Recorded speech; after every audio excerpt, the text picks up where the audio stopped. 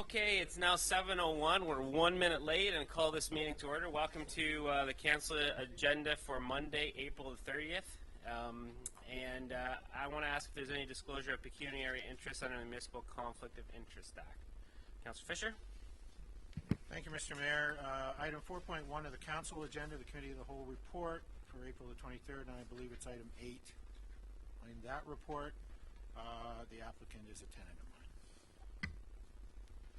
Okay, thank you. Okay, I have I'd like to propose a slight change to the agenda. I have a recommendation, because we had an additional report that was time sensitive, the red funding contribution agreement. So we needed to get that in today in order to meet their timelines.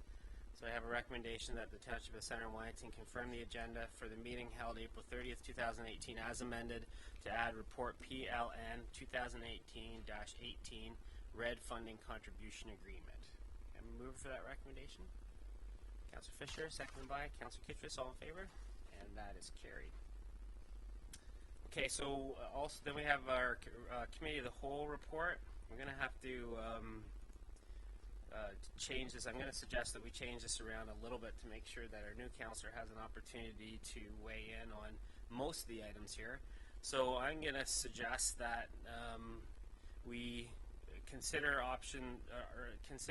sections or items 1 and 2, and then defer items 3 to 9 to be considered under consideration of reports, and that'll give us a chance to swear in Dean, and then have him be part of that process. Is that okay with everybody? Yeah. Okay. Okay. So I have the recommendation. So if you go to the Committee of the Whole report, I have a recommendation there that the Council of the Township of Centre Wellington approve items 1 and 2 of the report of the Committee of the Whole dated April 23rd as circulated. And items 1 and 2, we have the certified eligible candidates in 1, and the second one appoints Dean Workman to the office of Councillor Ward 3. Can I have a mover for those two items on Committee of the Whole? Councillor Van Leeuwen, seconded by Councillor Kitris, all in favor? And that is carried. So we'll move to get 3 and to 9 considered during our reports, and now we're going to do the declaration of office for our newest councillor here. He's hiding behind Kyle. Are you heading this up now? You have the whole, do you have the bagpipes and stuff, or what? No, sorry, we don't do the bagpipes. Oh, shoot.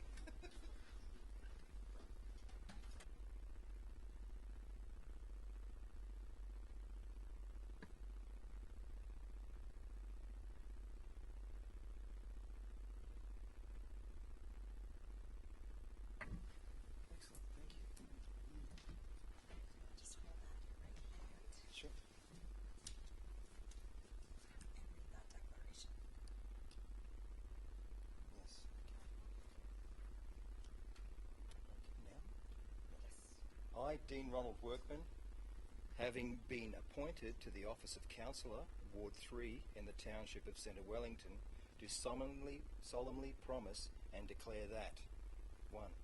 I will truly, faithfully and impartially exercise this office to the best of my knowledge and ability. Number 2. I have not received and will not receive any payment or reward or promise thereof for the exercise of this office in a biased, corrupt, or in any other improper manner. 3. I will disclose any pecuniary interest, direct or indirect, in accordance with the Municipal Conflict of Interest Act. Item 4. I will be faithful and bear true allegiance to Her Majesty the Queen Elizabeth, Her Majesty Queen Elizabeth II, or the reigning sovereign for the time being. I make this solemn promise and declaration conscientiously, believing it to be true, and knowing that it is of the same force and effect as if made under oath. Just have you sign there. Thank you.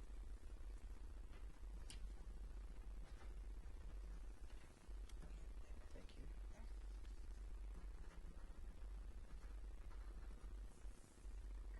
Thank you.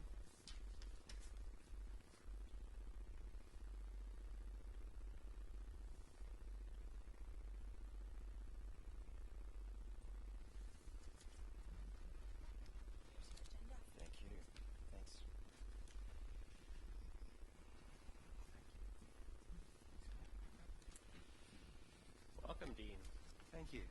Thank you. Good to be here. Thank you very much. Thank you. So the most important thing is that you know how to work your mic. So right now, you have one button. There we go. You're good already. I have two, so I got to figure out how to do two here, so it's a lot more complicated. Okay, so now we're going to kick into public meeting, and it's for a zoning amendment. So it's item 6 on the agenda. And so... Just start. Okay, good.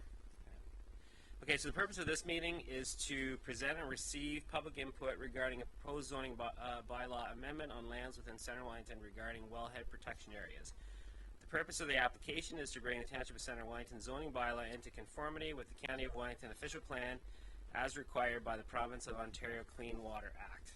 If a person or public body would otherwise have an ability to appeal the decision of the Township of Center Wellington to the local planning appeal tribunal, but the person or public body does not make oral submissions at the public meeting or make written submissions to the Township of Center Wellington before the bylaw is passed, the person or public body is not entitled to appeal the decision.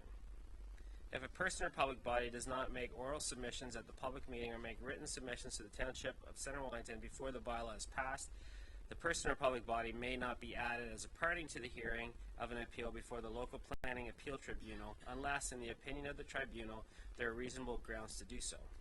If you wish to be notified of the adoption of the proposed zoning bylaw amendment, you must make a written request to the Clerk, Township of Center Wellington, 1 McDonald Square, Elora, Ontario, N0B1S0. If it can ask the Clerk how notice was given.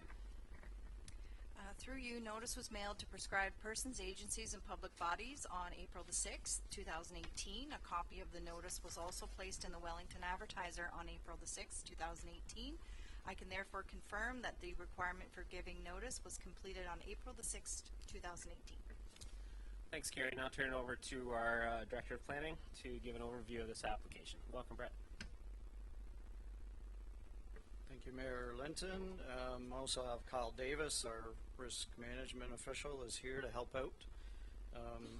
If I go astray in anything that, or if council has any particular questions about wellhead protection. So this zoning amendment is a result of the source protection plan for the Lake Erie Source Protection Area. It came into effect in 2016. Took effect on July 1st, 2016.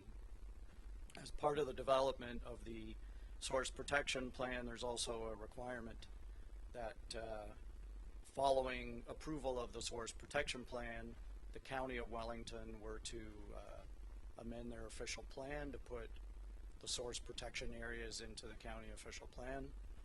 That's been done, and there was also therefore a requirement for the local municipalities to update their zoning bylaws as well to bring into effect the necessary provisions for source protection screening.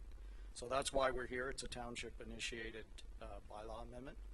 And Lisa, if you can put up the first slide, I'm just going to give a small kind of wellhead protection 101. This slide is actually from the municipalities in the county have their own website that provides information about source water protection. And this slide is a representative example of sort of rough generally how the source protection areas work. If you look at that graphic, you can see the little red dot around a theoretical municipal well, and then you see WHPA A, that's Wellhead Protection Area A, or we've shortened the Wellhead Protection Area to WUPA, so you're going to hear me say WUPA A. That's 100 meters around the well. And then WUPA B is the time that in the model that it takes 2 years for a contaminant, for instance, to make it to the well. And WUPA C is the 5-year time of travel. And then WUPA D is the larger box, the larger green blob, and that's the 25-year time of travel. There are some other WUPAs, WUPA E, that don't show up on this particular schedule. You also see, for the purposes of wellhead protection, it's not just the time of travel that's considered, it's also the vulnerability of the particular well. And so they're rated on a score of 1 to 10. And under the source protection, we're trying to prevent significant drinking water threats from contaminating or reaching that well. And it's based on also the vulnerability of the area kind of in between. So the highest vulnerability score is 10. That's the red area, so the 100 meters around the well gets the red score, and that's high. The orange color are areas that have also a vulnerability score of 8. And then the yellow areas are moderate vulnerability, and they have a score of 6. So the significant drinking water threats that we're looking at when we review a building permit application or a zone change or a site plan approval are within those areas that have that risk, moderate, high. So the yellow, the orange, and the red areas are the ones that we're screening. If you go to the next slide, Lisa, this is the detail that appears for Center Wellington's municipal wells in the County of Wellington official plan. It's obviously, we have 400 square kilometers, so it's a small scale map. You can see again the wellhead protection area, A, B, and C, and the vulnerability scores, the areas that are red, orange, and yellow. The table on the side are the various significant drinking water threats, and I realize you're not going to be able to read that, but those significant drinking water threats are defined in regulations that the minister put out before the source protection plans were prepared. So that's what we're looking at when we screen applications. The other thing that you will see on this map, if you look at the label for Highway 6 and County Road 22, there's a hatched area that's called an issue contributing area. So in this instance, there's a well in the city of Guelph that has an issue of contamination with trichloroethylene. And so as part of the source protection plan for this entire area, one of the issue contributing areas for one of the city of Guelph's wells actually comes all the way up to the south end of our township, and so that area has to be identified as an issue contributing area. So again, that gets screened out. So we're all the municipalities, these source protection screen areas that cross municipal boundaries. So finally, to get to the zoning bylaw that's in front of us today, Lisa, if you can go to the next slide. So this is the schedule as part of the zoning bylaw amendment that's before you tonight. This is the schedule that would, if the bylaw is passed, appear in our zoning bylaw. So it's a new schedule, and this map takes all of those wellhead protection areas and the vulnerability scores and distills them into the total area for which municipal staff are doing screening for source protection. So that's the amalgamated area of all those things that you saw on the county official plan map. So several months ago, because all the municipalities have had to bring forward zoning amendments, Kyle Davis, Mark Powley, one of the policy planners at the county, and myself and planner for Wellington North at the county, we got together to review what the zoning bylaw should look like. So we all have the same policies in the county official plan, and we all needed to amend our zoning bylaw. So we worked together to come up with a template or a model zoning bylaw. And much of the direction for what the zoning bylaw needed to say is in the official plan. It's also directly in the source protection plan itself. So what we're doing here with this bylaw amendment, we're meeting the requirements of the legislation that we were to have these source protection screening areas in our zoning bylaw.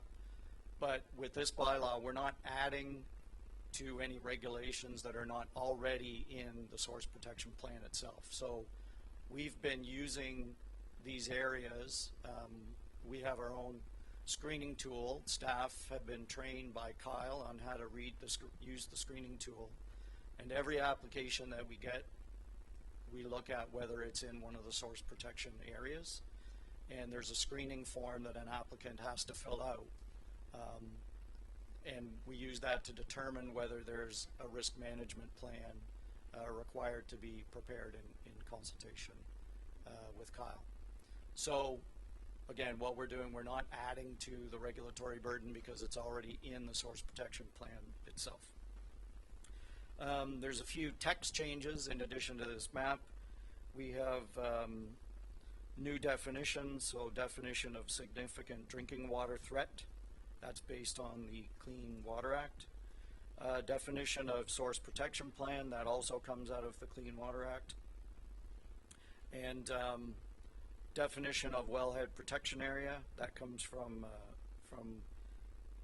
the areas that are related to a wellhead and within which is desirable to regulate or monitor drinking water threats. And those drinking water threats are as they would be defined by the source protection plan or by the provincial regulations.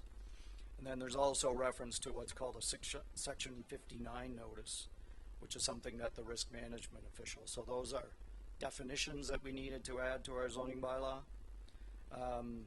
And then there's a policy. We already have wellhead protection areas in our zoning bylaw. The definitions are new, and the categories that go along with wellhead protection are new under source protection plan compared to what's in our 2009 bylaw. So another change that we're making is to update remove the reference to wellhead protection areas, replace them with source protection screening areas, which is the language that we're using on this map here, and that all the other municipalities have agreed to incorporate. And then the schedule is taking the wellhead protection areas that were previously identified in our zoning bylaw and replacing them with these source protection screening areas that have been developed as part of the source protection plan. So that's the extent of it. Wellington North, I think, has already passed the bylaw. Puslinch has done a bylaw similar to this one. And I think most recently, Guelph Massa Township passed a bylaw similar to this one. So that's what we've used the model. The municipalities in the county were all using the same bylaw. We have the benefit of being one of the later ones to do it, that we've incorporated all the changes that have come along the way from all the other correspondence. So that's all I have. This bylaw has been circulated. The notice of public meeting went out. We've had Kyle's had some questions from a resident about it, but other than that, we've had no written submissions in favor of or against this amendment. So it's part of our legal requirement to have this done sort of 2 years after the county OP came into effect, and that's it, that we need to do it this year. We do have funding that the province is providing for municipalities to implement source protection funding, and so the public notification part of this public meeting, we intend to use our grant funding from the province to pay for that. No, Kyle, you got anything to add? Great, That's thanks, Brett. So Kyle Davies, our water risk management. Water risk management official is here to answer any questions that council might have as well. Questions from council? Councillor Kittredge? Thank you, Mayor.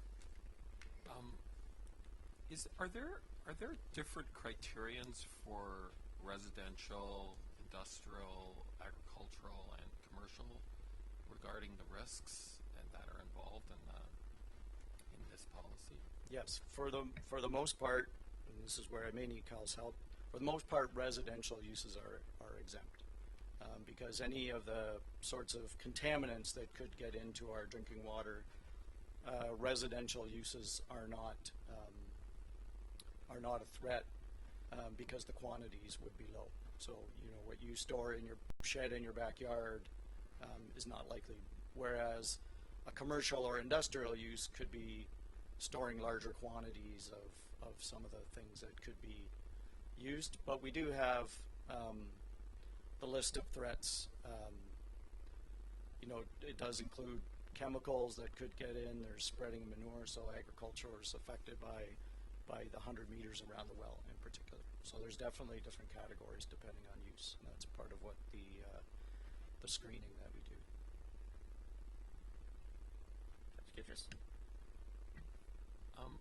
Is there any historical data, like industrial?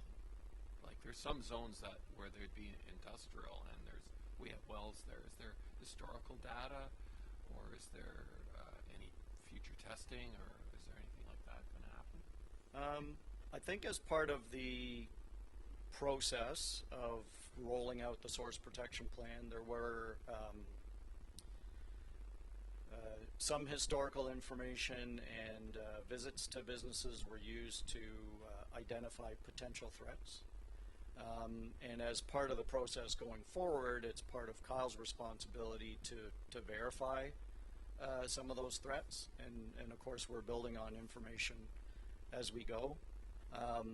The approach that was taken in the source protection plan was to lean towards risk management rather than sort of prohibition of certain things. There are some prohibitions, but for the most part, we're dealing with risk management plans. So, you know, we're screening building permit, site plan applications when they come in. So far, I would say that, you know, it is another screening thing that we have to deal with. Like we have to screen whether there's a GRCA regulation limit. It hasn't been a significant burden in terms of trying to come up with policies, and I think Kyle's written one or two risk management plans that we've had for businesses that were in a wellhead protection area. Councillor Morris? Thank you. Red, I have two questions. First one, I'm interested in your whoopee map there. Whoopa, sorry. I was hoping you'd get to the letter P. But how do contaminants get into the well? Do they travel vertically down to the aquifer, or do they run horizontally to the well? That's my first question. And my second question is, are commercial water takers subject to the same restrictions and distances that municipal water takers are subject to? Thank you, Councillor Morris. Through you, Mr. Mayor. In terms of contaminant transport, contaminants move both vertically and horizontally. So when they're looking at the time of travel, they do take both of those into account when they're looking at the times of travel. However, our municipal aquifer is a deep aquifer, and there are layers of protection between the surface and that aquifer. So yeah, when a spill happens at surface, it really depends on the volume and the contaminant type, and whether or not it's been caught right away or not, and whether any actions have been taken to remediate it. But contaminants will move horizontally, and they will move vertically, generally along the path of least resistance. In some of the areas, when you look in Fergus especially, you'll see a lot of red areas in along the river where bedrock is close to surface. So really, contaminant transport, there's many factors that affect it, but geology is one of those, and fractured bedrock does allow contaminants to travel in some cases easily, and in some cases not easily. It really depends on how competent the bedrock unit is. Certainly, through you, Mr. Mayor. So, commercial water takers. Now, are you referring, if I may ask a clarification question, are you referring to a permit take water process and the licensing process? No, I'm just looking at the distances, from the well site, what can be done, how far fertilizing has to take place. Is there any difference in the restrictions? Certainly. Through you, Mr. Mayor. Source water protection is for municipal wells. So this regulatory regime does not apply to commercial water takers. So there isn't an act per se that would define wellhead protection areas for commercial water takers, whatever that use may be for. So there really, from what I'm aware of, there's really not those restrictions that you speak of, unless of course they own the property around their well. And in that case, I am aware of certain commercial water takers that do have restrictions around their well that they've self-imposed because they own the property. That's Fisher. In your opinion, then, is there any inconsistency in provincial legislation between what is required by municipal water takers and what is required by commercial water takers? Well, through you, Mr. Mayor, the requirements of the Clean Water Act were really brought in response to Walkerton and to the Walkerton tragedy. So the focus has always been on municipal wellhead protection. The Act itself is actually worded fairly broadly, that it is general source water protection, which could not only be commercial water takers, but could also be private wells or private non-municipal systems. The province at this point hasn't decided to move forward with any of those options. They focused it on municipal water taking, which, when you look at which does cover a large portion of the population. That being said, the province does have the ability in the Clean Water Act, if they wanted to enact regulation to broaden that out. But really, in terms of having an opinion on that, I think I would just would sort of kind of hold off on that until we see what the province was going to bring forward. So. Councillor Workman. Hi. Two questions. Thank you, Mr. Mayor. Do you see any potential future restrictions on farming, particularly with spreading manure? And the second question is, how often do you check and sample that wellhead protection area? How do you know if it's being contaminated or? Thank you. Through you, Mr. Mayor. There are restrictions in the Source Protection Plan on a number of different industries, farming being one of them. So there is a prohibition enacted through the Clean Water Act for manure application within 100 meters of municipal wells. That mirrored a requirement that was in the Nutrient Management Act for phased-in farms, and expanded that to include any farming operation within 100 meters. In addition to that, where certain thresholds are met, which for Center Wellington is only at one well, E4, there is actually prohibition on both fertilizer and manure application within 100 meters. Beyond that, though, beyond the 100 meters, in the Grand River Source Protection Plan, and it does vary by source protection plans, but the Grand River Source Protection Plan is what applies in Center Wellington. It is a risk management plan approach, not a prohibition approach outside of the 100 meters. And sorry, what was your second question? Testing. Okay. How do you test it? Through you, Mr. Mayor, the Clean Water Act and the risk management officials' jobs is one barrier in the multi-barrier approach to protect municipal drinking water sources. So a lot of work is done by Collins Department, by Infrastructure Services and Environmental Services on regular routine testing of the municipal wells, as well as there are other observation wells that are monitored for water levels. So there is ongoing monitoring, in some cases on a weekly basis on the municipal wells, and in other cases depending on the parameters on a quarterly or every few years basis. And it's some of that is put down in provincial legislation, the Safe Drinking Water Act, and reported on through the drinking water license. Anything else from council? Okay, so thank you very much, Brett. Thank you, Kyle. I advise that written comments are encouraged to be submitted to the clerk, and thank everyone for attending, and advise council that we'll consider all input prior to making a decision, and I call this public meeting adjourned.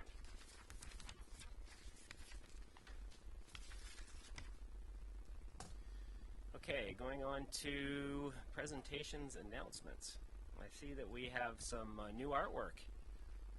So welcome, Barb, and think you're going to introduce our artist.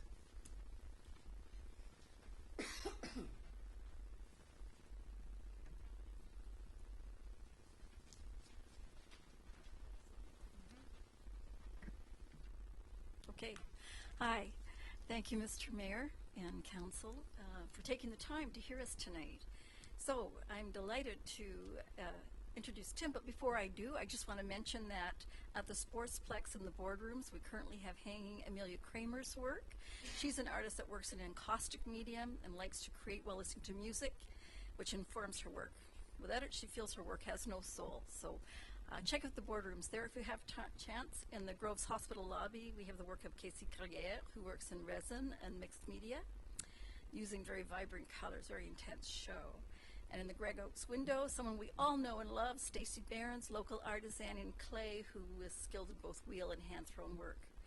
However, we're really delighted today to present Tim Murton. He currently lives and works in Elora. I'm not going to read his bio here, but many of you know Tim for his brilliant Twilight Zoo creatures that have graced the town over many years. I didn't know that side of Tim initially. I just knew him as an artist with an amazing ability to breathe light and contrast into his paintings in a way that's always stimulating and often brought them to life and gave me joy. So I think that's true of the work that's here tonight. And enjoy his work. It's great that you actually have this up and around you while you're here. So sometimes it's hard when your head's down dealing with everything you guys have on your plates. So I'd like to, before I forget, also thank Brent for his endless assistance in hanging. And once again, he was a great help. Thank you. Hello, everybody. And, Welcome, Tim. Thank you very much for the opportunity of being able to show my work here. I like to think that I paint things that don't demand anything from you. You can put it in your environment and it sits there comfortably without, it's not leading edge or out there. It's just comfortable to look at, sort of like a Laura in a way. I'm a very, very fortunate individual because I have a lot of time to think. I spend a lot of my days just sitting in front of the canvas, letting the wheels turn, and I have a very strong passion for this community. We live in an extraordinary place, and we're about to grow exponentially. It's going to be amazing what happens to this community. And there's a spirit here that is really, really important. Last winter, I sort of played around on Facebook, and I sent out a question to all my Facebook friends, adjectives to describe Laura. Unique, beautiful, eccentric. These were kind of core comments that apply to this community. And you as decision makers are custodians of spirit that exists here. And hopefully, when Elora grows and the big guys want to come and play, and they will, because there'll be money here. And there's a corporate culture and there's a personal culture. I live in the world of the personal culture. I deal with ideas and things in my heart that I like to bring out for everybody to see.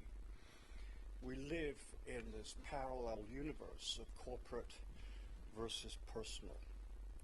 And I think it's causing a bit of a problem. In fact, a lot of mental health problems can be attributed to this, I think. Because what's happening is the corporate culture is stripping the individual of their individuality and creativity.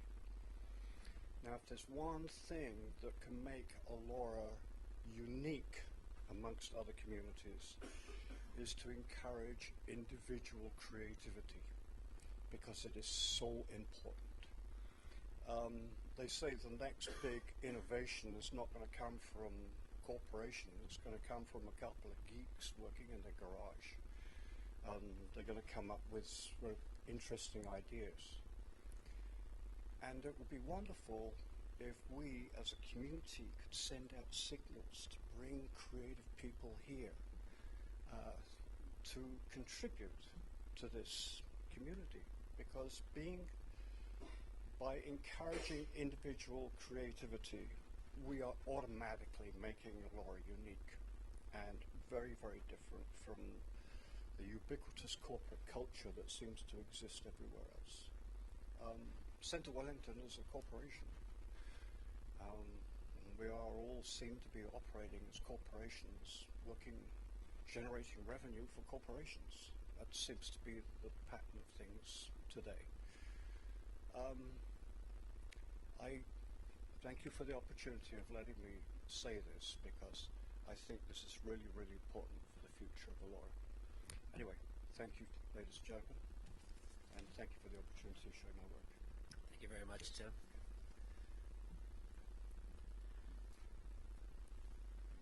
Okay, so moving on to confirmation. Sorry.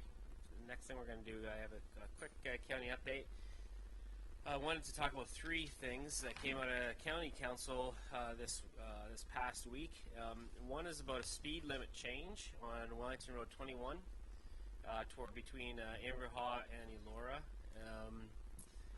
And that is because we recognize with the trail there and the entrance to the Gorge Park, wanted to extend the 50 there. And I know Councillor McWayne worked hard on this with county staff, county engineering staff who worked with the OPP to identify an area that was going to be turned into 50K. So just be careful when you're driving in that area because that required a bylaw change, and so that has happened. In addition to reducing the speed to 50 in an extended period of time, the county is also going to install a solar-powered amber flashing light at the hidden intersection of 4th Line and rural and 21 intersection in northeast direction, and install an additional 80 km/h speed limit signs around the Elora Gorge Park. So again, a little bit of a change there to make things a little safer in that area.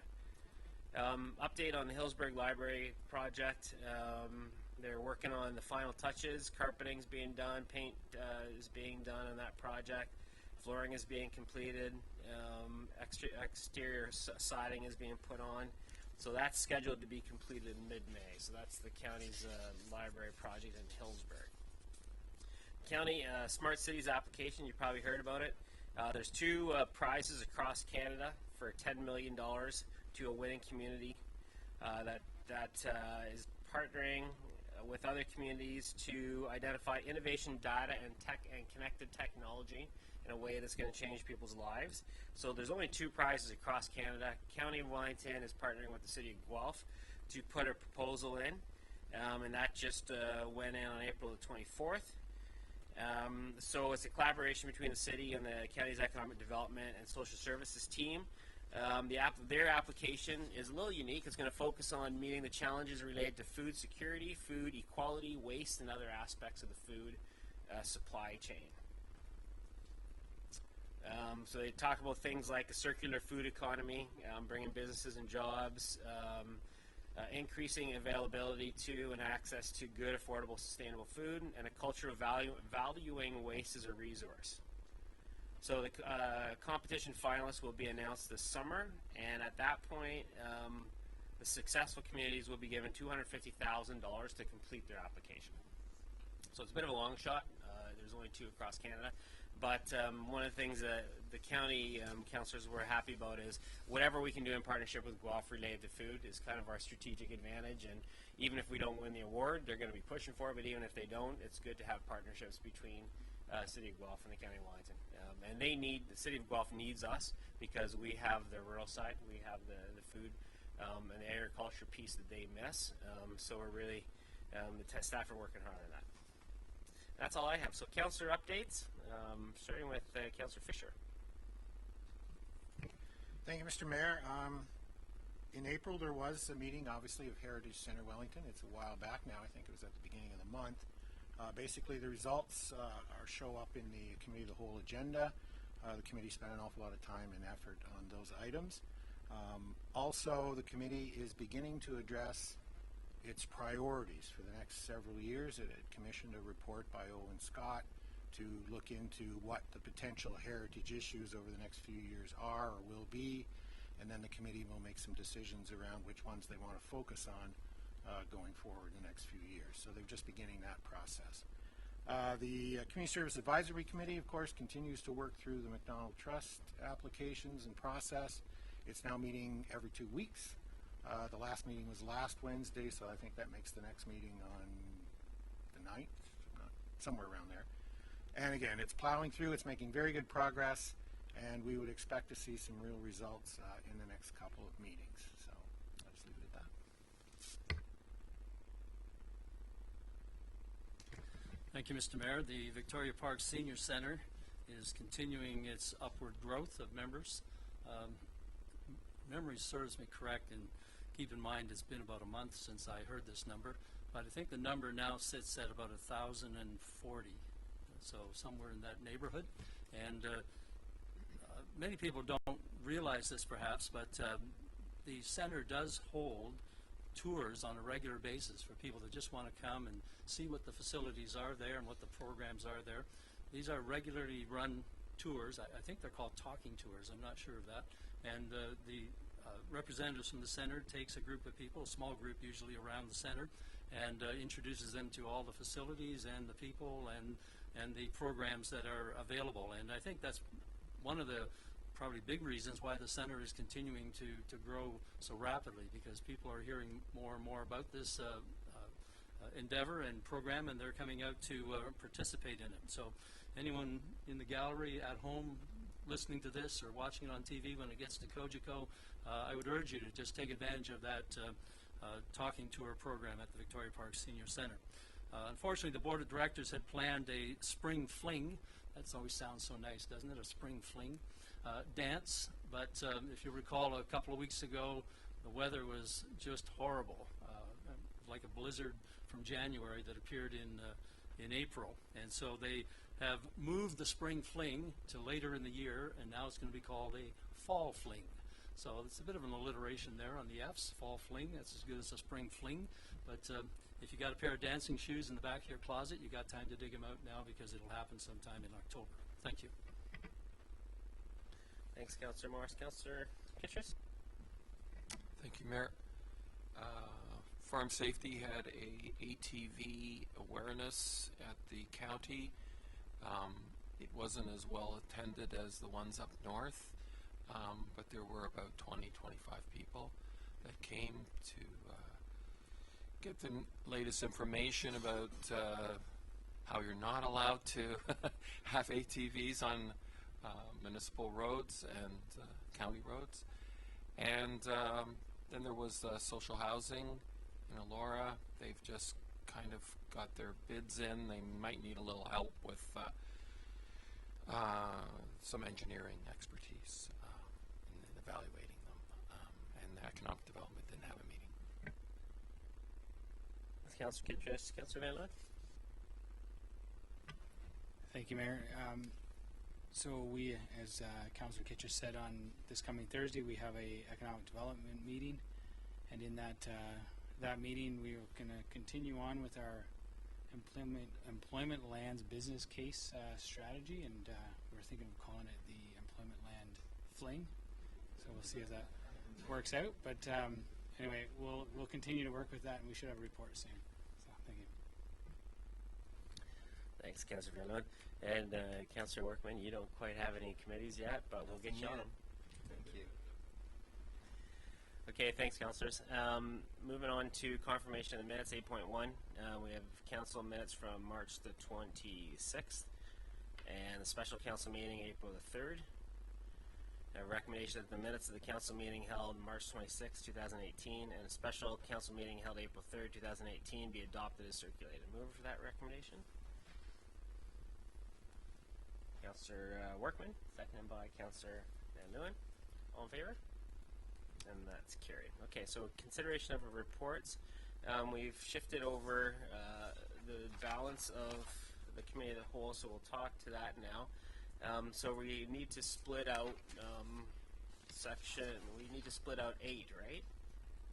Okay, so I'm going to say let's do.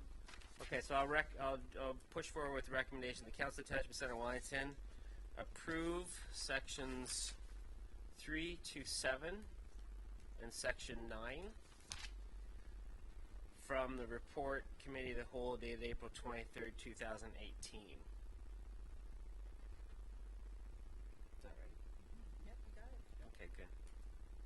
Move for that recommendation. Councillor Fisher, seconded by Councillor Van Leeuwen. Any discussion? All in favor? And that is carried. Okay, so now we'll move on to section 8, and that's the one that Councillor Fisher declared a conflict with. So this matter was coming from the committee of the whole last week, and it had to do with the demolition of structures, municipally known as 15, 18, 19, 21, 23, and 25 on Ross Street in Elora. And we had that passed at a committee of the whole level. So now that's the one we want to discuss. So I'll get it on the table firstly, and then we'll have an opportunity to discuss it. We also have representatives from Pearl Hospitality here if you had any questions for them. But let's get it on the table first. So I have a recommendation that the Council of the Township of Centre Wellington approve section 8 of the report from the Committee of the Whole dated April 23rd, 2018 as circulated. Move for that recommendation. Councillor Van Leeuwen, seconded by. I'll second it. Mayor Linton. Now that gets that on the table. Okay, so discussion from council. Any discussion from council about this item? Councillor Morris. Thank you, Mr. Mayor. I think we all know that last week when this item was brought forward that it did narrowly pass at the committee of the whole level.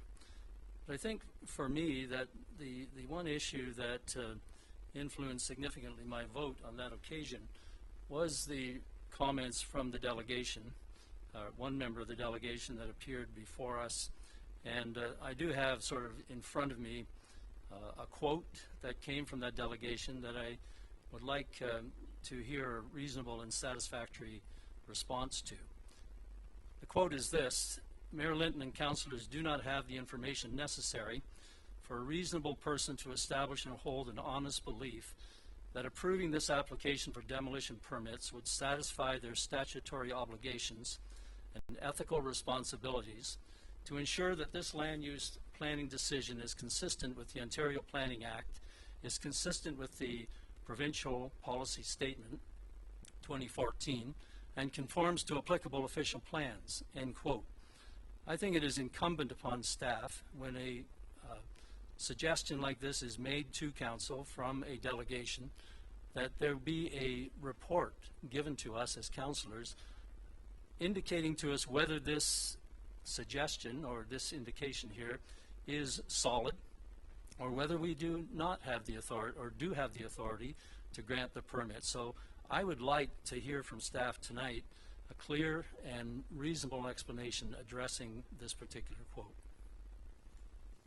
Yeah, and I will turn that over to maybe Brett has an opportunity to answer that question. But I want to have a little bit of a comment about it first, because this isn't the first time we've seen things like this come to us. So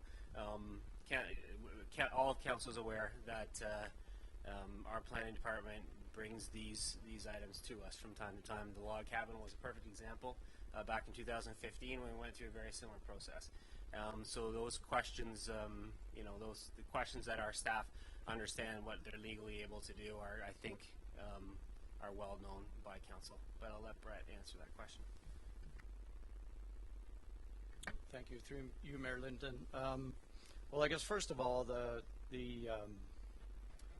typically the authority for demolition or not to demolish, it comes from the building code, and the chief building official has an obligation to issue a demolition permit if someone applies to demolish like any other building permit.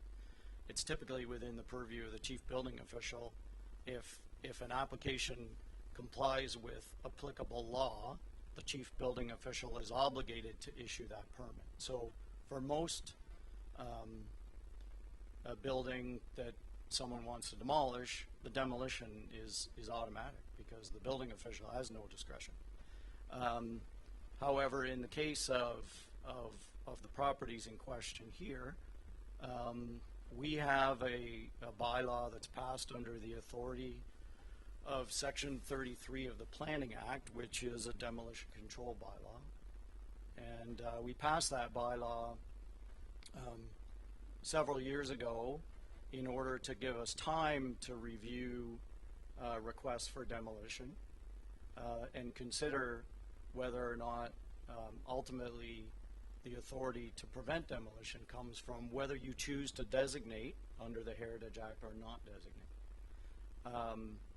So we passed that bylaw. The intent was for that to be a kind of a temporary measure until the township developed its municipal register of cultural heritage properties, which we have done on 2 occasions, added properties to the municipal heritage register. That identification on the municipal heritage register gives council more time to review whether to designate or not designate when a request to demolish comes forward. But our demolition control bylaw is in effect, and it applies to any residential property. So the authority is pretty clear, and I have it in front of me, I can read it. So we have a demolition control area established. We have a demolition control bylaw. So the Act says in its Section 33, subsection 3 of the Planning Act, council may issue or refuse to issue a permit, subject to subsection 6, where application is made to the council for a permit to demolish residential property. The council may issue the permit or refuse to issue the permit. So that authority is pretty clear. That applies to of the 6 properties that have been asked to be demolished. That applies to all but one of them. 25 Ross Street is different than the others because it is listed on our municipal register. So in addition to our demolition control bylaw, in this case the owner was the Heritage Act rather than our demolition control bylaw also applies, and it gives the owner a requirement to notify council 60 days before a demolition is to occur. So that being the case, we received the notification from the owner, and all of these properties went through the process of review by the Heritage Committee. A Heritage Impact Assessment was prepared. That Heritage Impact Assessment was reviewed, prepared by a professional consulting firm, Robinson, and not only reviewed by municipal staff and also by Stantec, who we've engaged to sort of peer review the applications. So that's where the authority comes from. We have a demolition control bylaw. It's within the authority of council to either approve or refuse. The issue raised by the proponent or by the delegates at our meeting on last week is related to the provincial policy statement and whether this is a land use planning matter or not. And Mariana gave the opinion that it's not, because we're dealing here solely with the demolition. And so the demolition law that's in front of council is clearly our demolition control bylaw, and you have authority to either approve or refuse. But the related part relates to the significance of the buildings and what is seen as the significance. So the policy statement would say, if the properties were significant, the desirable outcome is that they be conserved, which would lead you to say that you wouldn't allow them to be demolished. The decision about what's significant and what is not significant rests with council. The way to prevent demolition of these houses is to designate them. That's how you prevent the demolition. And again, the Heritage Act whether you designate or not is an exclusive council decision. You can, and you can designate or not designate. So having gone through the Heritage Committee process, initially there's a review in the HIA of the significance of each of these structures. So the HIA, rather the delegates indicated that the information about the policy statement wasn't in front of council, but it was included in the HIA. It goes through the evaluation of each one of those properties. The Heritage Committee initially concluded that other than 23 and 25 Ross Street, the other houses did not have significance or not significant enough to warrant designating, and so they didn't recommend designating. They support the demolition of those houses. The other two they sent back for more information, which was related to, as you heard, I think last week, the structural report and the ability to move them if necessary. And that came back to the committee. So the committee discussed that and chose ultimately to recommend against protection by designating 23 and 25 Ross Street as well. So that's how this landed at council. It's up to council to choose whether to allow or not to allow the demolition. If you wished not to allow the demolition, it's up to you to choose whether or not to designate under the Heritage Act. But the Heritage Committee did not recommend that. That's where we're at.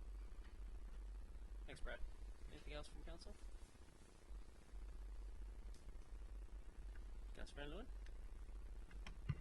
Thank you, Brett. That's I appreciate that information and how you work through it process-wise. There's always a lot of information to read on not only the delegations but also their emails. When we go through this process, I'd also request that we could have a recorded vote as well, please. Councillor Morris? Just for clarification, Brett, what is the delegates last week spoke at length about the land use planning. And I do recall Mary Ann saying it's a demolition request. Explain to me the difference, just so we have a clear understanding what both actually address. Well, I guess the policy statement indicates that council's decision is to be consistent with policy statements issued under the Planning Act. And that is in regard to a quote-unquote decision that affects a planning matter. Planning matter, however, isn't defined. But for most purposes, it's presumed to be, does it relate to a planning application specifically, or a bylaw that we're passing a zoning amendment.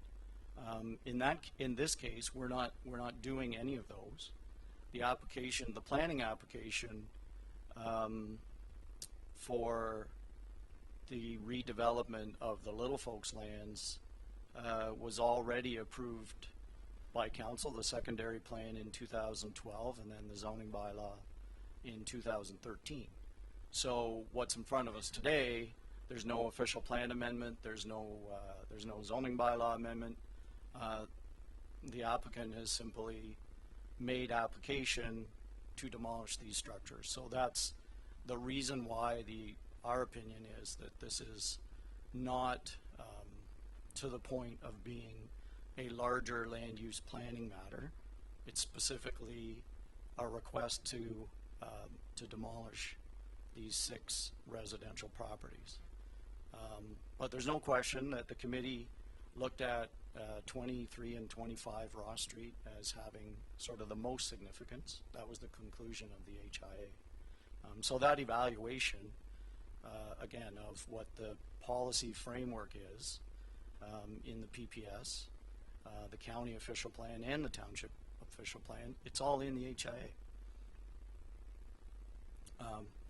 I guess the bigger question about, Mary Ann also mentioned this, I think, last week, when the policy statement is to be applied and when our official plan is to be applied, they're meant to be applied in whole, not picked apart, one policy. So when you apply the policy statement, you apply the whole policy statement.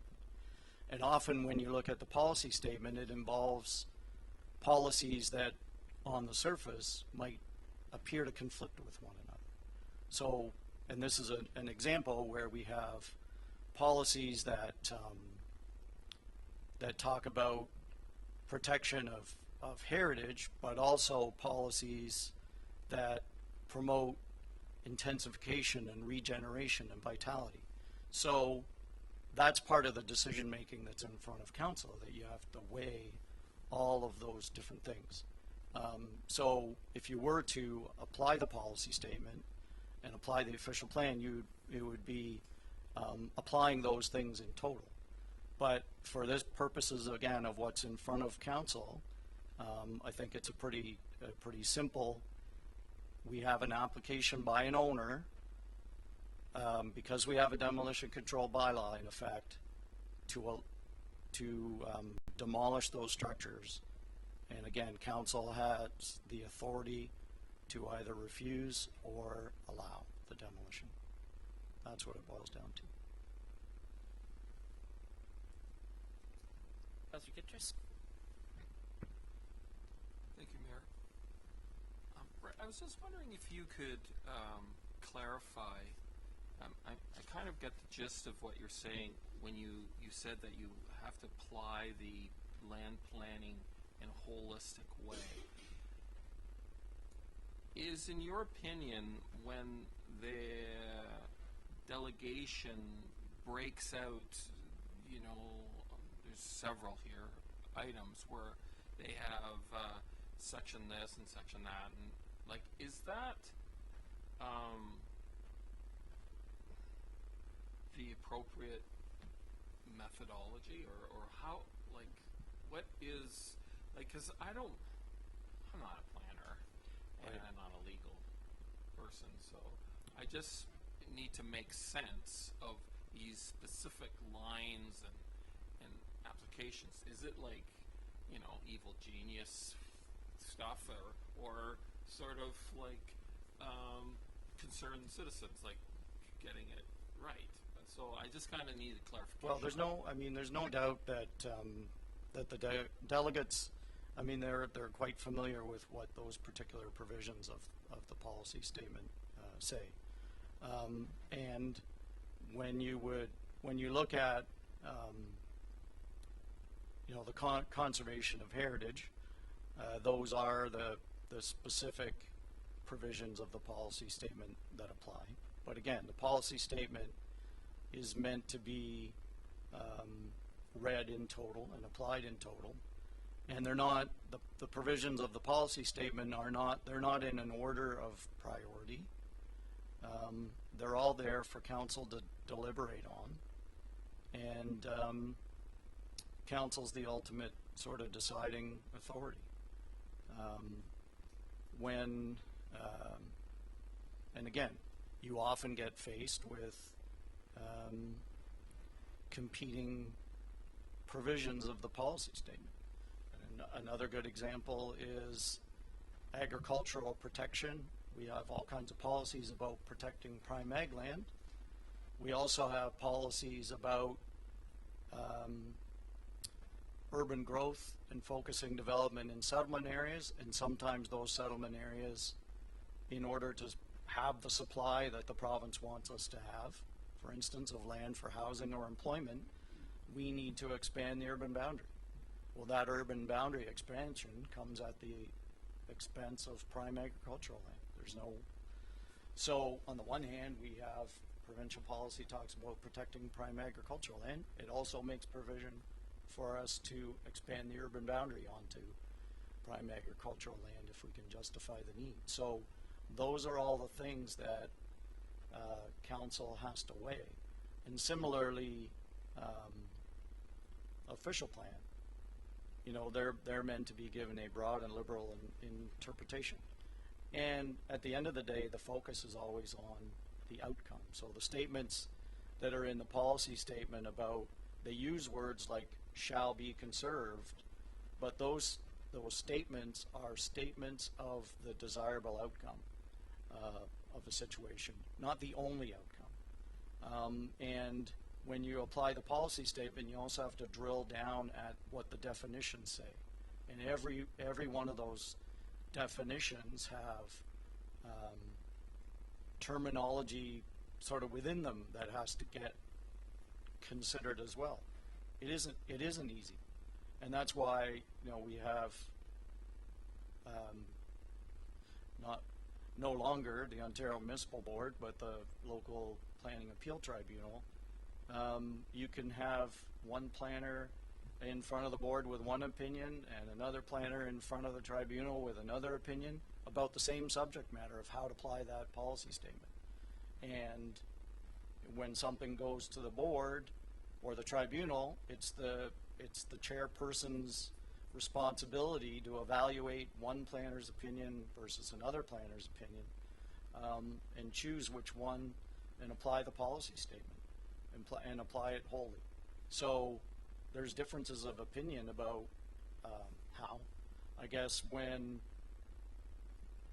council is making a decision, that is the same wrestling that a board member might do at a board hearing. It's the same responsibility that council has to consider all of the evidence. So again, the policy framework was outlined in the HIA, which was appended to the report.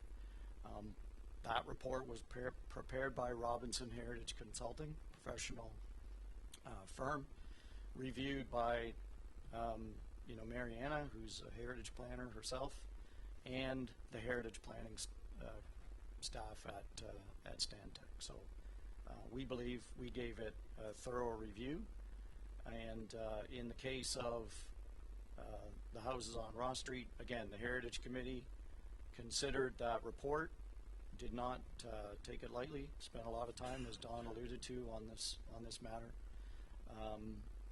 And 23 and 25 Ross Street were two of the houses that had sort of the most significance, if you will.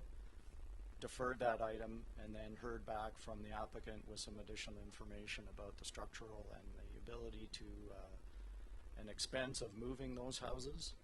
And ultimately, the committee's recommendation was to allow the demolition, and that's what staff reported to council.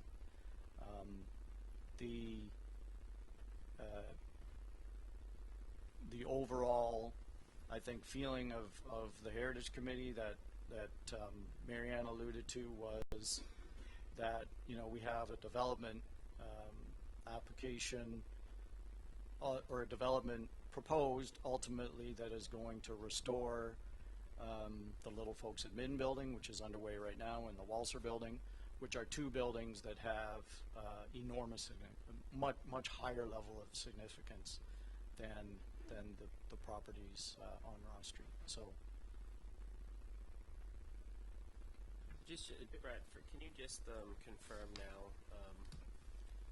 So I think you've done a really good job in confirming the process that we went through. Heritage impact assessment was done by a professional firm. It was peer reviewed by our professional staff in Stantec. It was reviewed by Heritage Southern Wellington, and they were part of the recommendation phase. So now council has the decision on whether to permit the demolition. If we would not permit the demolition, then we have to provide our indication that we're going to seek designation. That's the only way that we could stop the demolition, right? Is that correct? that's correct. And so if that happens then Elora South has the ability to bring that to the new tribunal. Is that correct? Right. So in the case of our demolition control bylaw, the provisions of the Act state that if we refuse to issue the permit or neglect to make a decision within 30 days, the applicant may appeal to the tribunal, and the tribunal shall hear the appeal and either dismiss the same or direct that the demolition be issued, and the decision of the tribunal shall be final. So that puts that authority, I guess, should the owner choose to exercise it, they would have the right to appeal. I guess if council were to, I guess, direct the consideration of designation, that would end up back at the Heritage Committee, because the Heritage Act, before you give notice of intent to designate, you have to consult with the Heritage Committee. So it would put it, if that was the route council chose, it would go back to the committee, and then potentially come back to council if council did, or the Heritage Committee did support designation. If council pursued designation and with a notice of intent, the owner also has the ability to refer that to the Conservation Review Board. And the Conservation Review Board would hold a hearing and make a recommendation.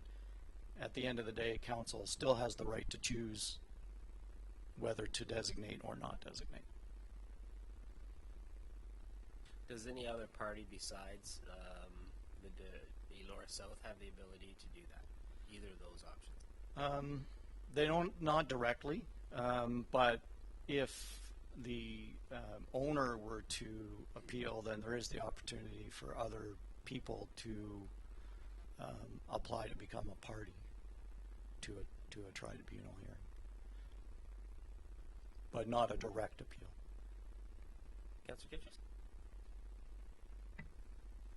Thank you, Mayor. Is there an option to defer this for a week or two? And we have like 4 meetings this month, and answer all these section policy statements, because I understand the process that we've done, but these policy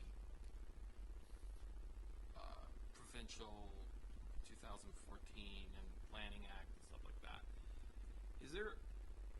can you just sort of write it all out and then just sort of say we've done this and that and this, and then 2 weeks later Well, I mean, we think we've done that already. If those policy statements were to be applied in the staff report, we would have applied them. The owner or the owner submitted an HIA that does include the policy review. It's in the HIA. As far as that apply to this specific situation in terms of the definitions and the policies in the PPS that deal specifically with determining significance and conservation of heritage resources and all that is all laid out in the HIA. So I'm not sure what a different report would look like. Any just wants to add to that? Yeah, just, I mean, I think the key piece that Brett has mentioned is that you have to take this in part of the whole totality of all the policy statements. You've had 3 professional heritage consultants review that, provide you their expertise, and provide you a review looking at all the policy discussion, looking at the Heritage Act. You have a Heritage Committee that council's appointed as a responsibility to look at these applications and give you their best advice, taking into consideration the policies as they deal with them every day. With regards to the Heritage Act and the recommendation coming from council, from staff and from Heritage Committee is to approve the demolitions. If you're looking to defer, I think Brett's totally correct. There would be no additional information that we would be able to provide, other than having to say we would have to look at every provincial policy statement and give you a yes or no or a view. But that has already taken place within the HIA from the Heritage Consultants, reviewed by our Heritage Consultant and consultants and our third party, as well as the Heritage Committee, and that's the recommendation before council tonight. Councillor Kitchens? thank you, Mayor. The delegation presented that they think that assessment was inconsistent. They keep repeating the same sections over and over again. So, I'm just wondering, Brett, what do you think about that? Well, again, I guess I would say that the report was written by a professional planner, and the HIA was written by professional planners with the experience. And certainly, if council were inclined to defer or put off this matter, my suggestion would be the only option would be to refer it back to the committee, because that if there needed to be further deliberation of designation, that's where it needs to go. As far as a planning opinion, don't think that there's really any more to be said. But. Councillor Morris? Thank you, Mr. Mayor. I think because we're taking so much time with this, I think either directly or indirectly we all recognize the historical significance of Ross Street. I'm just wondering is there anything that I know you said earlier, Mr. Mayor, that we could ask questions of the applicant. Is there any assurance that the applicant can give us tonight that if the vote is successful to permit the demolition of these buildings, because Ross Street and the houses that are there are part of what was once very significant to the community? Granted, it's a very limited representation of what it used to be. The factories are gone, the mills are gone, and so on. But I think there is a concern amongst some of the members of the community about the loss of historical significance. So what assurances can you give us tonight that you're willing to, if demolition is allowed, you're willing to do something for the community so that Ross Street will always be a reminder in some way, whether a plaque, a cairn, whatever you're willing to do. Can you give us any kind of assurance tonight that you will do something to let the community know that Ross Street once existed and had significance in the village? I think before we pass over to Brian, if you want to come up in a sec, I'm going to permit you to answer that question, but I also want Brett, if you could, I think in the report it explains what the strategy is to do the commemoration of these buildings. So is there anything in addition to what's already in the report that we read? Come on up to the front.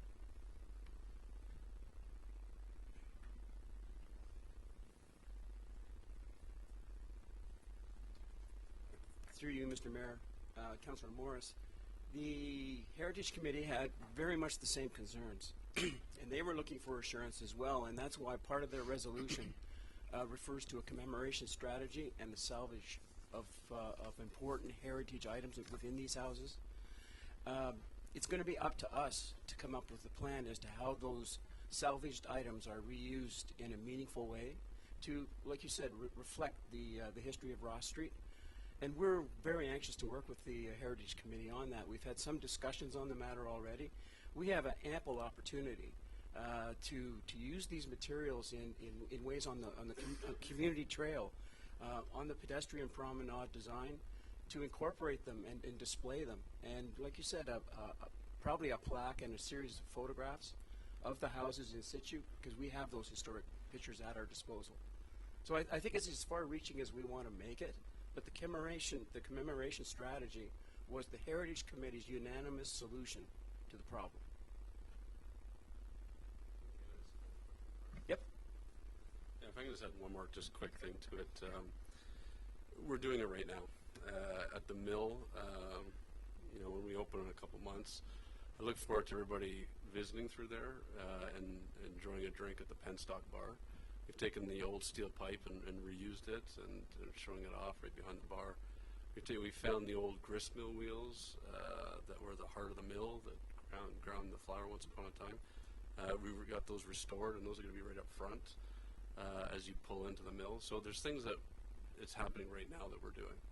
And so as Brian said, that on the south side, that's all part of the plan for the south side. So through interpretive signage, reusing stone where we can, which is happening right now, using real materials, that's high priority for us. That's how we're going to build. So it's one thing to see from the outside, but once you actually step foot inside what's happening on the mill side right now, you'll see firsthand that we've done exactly just that, and restoring all the beams and the stonework everywhere. So I hope that's a good example, especially when you come to see it, what we'll do on the south side, and restoring what we can there, and really just showing off the real beautiful assets. I think Andy pointed out the walls are building, the smokestack, the little folks that's happening now. These are structures that we're excited about to bring back to life. Thank you. Yeah, thanks. Anything else from council? You just hit the...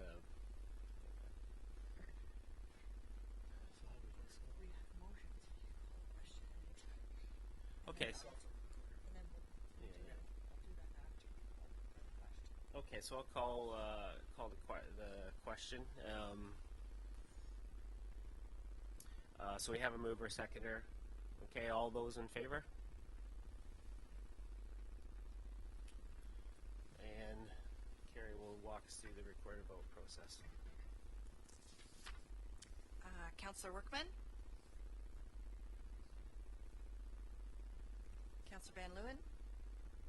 Yes. Councillor Fisher? Oh, sorry. Councillor Morris? Yes. And Councillor Kitchers? And Mayor Linton? Yes. It does in fact carry. Okay, thank you very much. It's exciting that this project is going ahead on the south side, and appreciate your attention to the heritage details and your attention to all the work that you're doing right now. And thanks for coming in and being here to answer questions. Appreciate it.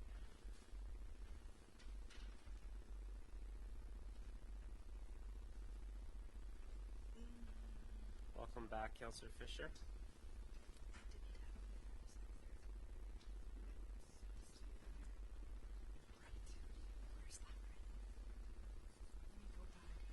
Okay, so we're in the reports. At 9.1, we have a recommendation to award an RF request for tender for the rehabilitation of a bridge and culvert structure. So Dan's going to start on that one. Thank you, Mayor Linton. So this is recommendation of award RFT 20-18, rehabilitation of bridge and culvert structures. There are two pieces to this tender. Part A was culvert 5WG, which is a culvert on 6th line West Garifraxa. Part B is bridge 31WG, located over the Grand River on 2nd line in West Garifraxa. These were two separate projects within the 2018 capital budget, which I'll explain in a few minutes. We had 37 registered plan takers for the tender. 9 firms did submit. The lowest bid, hopefully I'm pronouncing this correctly, is Jarland Construction Inc., $169,140, which is inclusive of contingency but exclusive of HST. The financial implications are shown in attachment A. Part A, which was the culvert 5WG, when you consider contract award, contingency, engineering, project administration, and other costs, come in at a total of $100,096 in relation to the $140,000 budget approved in the 2018 capital budget. So that puts that piece roughly $40,000 under budget. Bridge 31WG, all costs in come to approximately $94,103. The budget here was $85,000, putting us roughly $9,103 over budget. As a whole, we are under budget, but because there were two separate capital projects with two different separate funding sources, we are bringing it forward for council approval, as our purchasing bylaw dictates that if a tender does come over budget, we bring it forward to council for approval. I mentioned there's two different funding sources here. Part A, which is 5WG, is part of our bridge and culvert program, which we have a 10-year forecast for bridge and structure replacement and rehabilitation, which is funded through the dedicated capital levy and OSIF grant funding. So what we're suggesting here is that the excess money of $39,904 go back into that dedicated capital levy. The Bridge 31WG was part of the bridge repairs and remediation program that we have an annual amount going to every year, and that is funded just through the regular capital program. And in this specific case, it was funded through OLG funds. So what we're suggesting here is that we do need $9,103 in addition to the $85,000 budget. So we're suggesting that come out of general capital reserve. So with that, we're recommending the award of the tender to Jarlane Construction, Inc. in the amount of $169,140, including contingency excluding HST, with the revised in funding as indicated in my report. Thanks, Dan. Questions from council? Okay, I'll read the recommendation that the Council of the Township of Center Wellington award request for tender 20-18 rehabilitation of bridge and culvert structures to Jarlane Construction, Inc. in the amount of $169,140, including contingency and excluding HST. Mover for that recommendation? Councillor. Oh, sorry. And that project funding be revised as outlined in the report COR 2018-27 dated April 30th, 2018. Thanks, Gary. Otherwise, we wouldn't have known where the funding was coming. Moved by Councillor Workman, seconded by Councillor Van Leeuwen. All in favor? And that's carried. Next, appointment of municipal law enforcement officer and property standards. And so we have a report, and Carrie's going to speak to that. Just briefly, the appointment bylaw is required to ensure all necessary building department and legislative services staff that are designated as bylaw enforcement officers and property standards officers are appointed by the municipality by bylaw in accordance with the Ontario Building Code Act and the Police Services Act, and that's simply what is before council tonight, is the appointment bylaw. Councillor Kitchus? I was wondering when we were going to see the review of the bylaws and the guidelines for the bylaw officers and the procedures. Well, through you, Mayor Linton, the bylaw enforcement officer just started on April the 23rd, so he is still working his way through things and getting familiar with the municipality. The new property standards bylaw and the fencing bylaw will likely be brought forward at the June meeting, with the site plan alteration bylaw following that in July, and then we will be working on the other bylaws that are on our list. Councillor Kitchus? I thought we hired a consultant to do all those bylaws before we actually passed the bylaw enforcement. So it's been a couple of months. I thought they were working on that, and they would bring that to council, and then we do the bylaw officer. Well, through you, the direction through the budget was to hire the bylaw enforcement officer. There's a backload of at least 70 open cases that he could be working on. Paul Dre has done the drafts. They need to be reviewed by staff, and we've been going back and forth on those 3 bylaws over the last couple of months, and they will be ready in June to be brought forward, or July.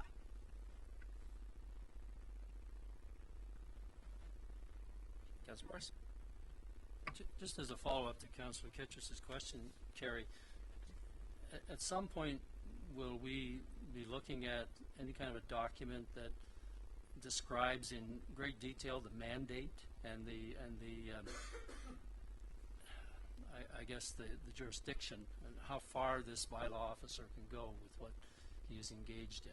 Like, will we see any kind of a job description, I guess, with mandates explained to us? Through you, well, he does have a job description which we can share with you, but I think what you're looking for is the approach, the voluntary compliance report. He's going to be working on some educational material that we can share with council onto how he's going to introduce himself to the community. He will be developing policies and procedures about intake and dispatching of his services that we can share with council. That's all a work in progress. You must remember we are starting from scratch here. He's very excited that he can be bringing his knowledge and expertise and developing these as we move forward. That, as I said, is a work in progress. We're going to get him, he's hit the ground running, and that he has a backlog, which we know, and we have new complaints coming in daily. So he's going to be balancing the developing of that educational material and the policies and the procedures, as well as actually getting out into the field. Carrie, can you just go through the process that you'd like us as members of council to use when we have a complaint regarding property standards or something like that? Because I know Randy's been doing stuff, but now this bylaw officer is reporting directly to you. So if you could just walk through what we're supposed to be doing, that'd be awesome. Okay, yes, through you, and we will be developing actual policies and procedures that we will follow, but as far as intake goes, the intake will still be done through the building department until the City View module for bylaw is up and running, and then we will roll that out for all perhaps customer service associates to be able to take the complaints intake. But if councilors receive individual complaints, I would urge you to ask the complainant to either email through the website or call the office here to file the complaint.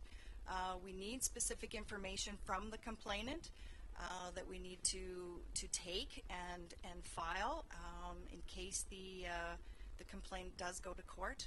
So I would urge you to have those people call us directly to file the complaint.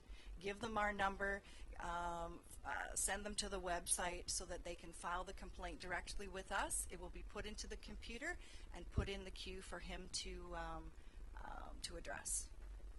So a specific person, like, so we have a complaint. What email should we give it to? What email should we send it to? You or Randy or the new guy or? No, you can send it directly through me. We will have a link also on the website. I receive emails daily regarding bylaws. My name is on the bylaw pages. We will forward those through to the building department for them to enter into the computer, and then the bylaw officer will get an email every day as to which new complaints come in, and he will work his way through them from through the backlog and try and address the new ones as well. Councillor Morris? Carrie, on the procedure for complaints, sometimes I receive calls and complaints about activity going on in certain parts of the township, and sometimes the complainant will say, but I don't want my name mentioned, because they don't want to escalate a neighborhood conflict. Is it recommended or possible for a councillor to submit the complaint on behalf of a constituent? I would say no, because the certain information we require on that complaint, should the information or should the complaint escalate to a fine and perhaps court, we need that complainant information, name and address. The municipality will never disclose that information. If it gets to court and it's part of the court action, then perhaps that information may be disclosed, but it will never be disclosed by the municipality during the investigation. The complainant's information is protected. So a bylaw officer will never go there and say to a neighbor, oh, I got a call from your neighbor, No, they will never know where it came from. Sometimes you can put two and two together and figure it out if it is an ongoing property dispute, which a lot of the complaints we get, the underlying problem is a dispute between two property neighbors, and they've just decided that you know, they'll find garbage at the side of the house in order to get back at the neighbor. But that's for the property or for the bylaw enforcement officer to sort out. But we do require that information to be logged and put into the computer in the event that it ever does go to court. That information is required. Councillor Kitchers? I'm kind of concerned about passing this without the guidelines, and it's not even on the tracking list of when we were going to get this. And this was done to get the policy and to get all the stuff was passed before we passed the bylaw officer. And in that discussion about the bylaw officer, I was very concerned about the methods that the bylaw officer would be approaching in solving the problems. And now I see that they just a bunch of cases that he's just going to start, and we're not clear about how that approach is going to happen. And I'm not clear that I can explain it to a resident about how that process. You've just said phone the office, and that's it. And then they go out, and that's it. And so, if they want to know how this approach will be done, do they just walk up to the house and talk to them, or do they send a letter, or do they knock on their window, or what's the process? Through you, just to address, there are many existing bylaws that the bylaw enforcement officer can enforce today. The idea behind having Paul Dre redraft were some of the bylaws we wanted to get so that we could have set fines, which or update and review. But that doesn't mean that there isn't ongoing property standards matters that could be looked into now. I think council made it perfectly clear during the budget that they wanted a voluntary compliance approach, which through the recruitment we chose an individual that strongly believes in voluntary compliance, and only fines will be laid or charges laid where it's warranted or voluntary compliance cannot be achieved. That was council's message to us. That's the individual that we have hired, one that strongly believes in that philosophy as well. So that's the message I received from council, and that's the approach we're going to take, is voluntary compliance and fines laid where warranted. As far as right of entry, until council would have to pass a bylaw. Let me see here. Like a standalone right of entry bylaw, if they wanted this individual to be able to enter on the property without a search warrant or without a court action. So our approach is going to be a knock on the door, leave a business card. There are procedures in place, and we can share those with council. He can do a report if council so directs that will outline his approach. But he has certain rights of entry right now, and until such time as council changes that, it's a standard approach under the Charter of Canadian Rights.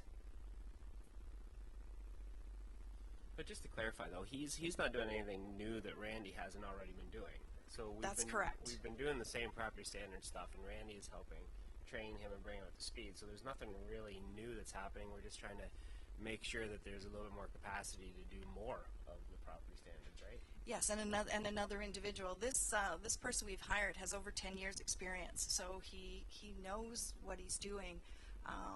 He worked at the Township of King, using the same philosophy, the same approach, and he's very much aware of the community has not had a strong bylaw force, and he's fully aware that compliance is our method and our route. That's clear. sorry, if I could just add one more thing. He will not have, if you don't pass this bylaw tonight, he will not have the authority to do anything. Councillor Fenelon? Thank you. Just a quick question. Are the, we've got in this bylaw the building department staff as well?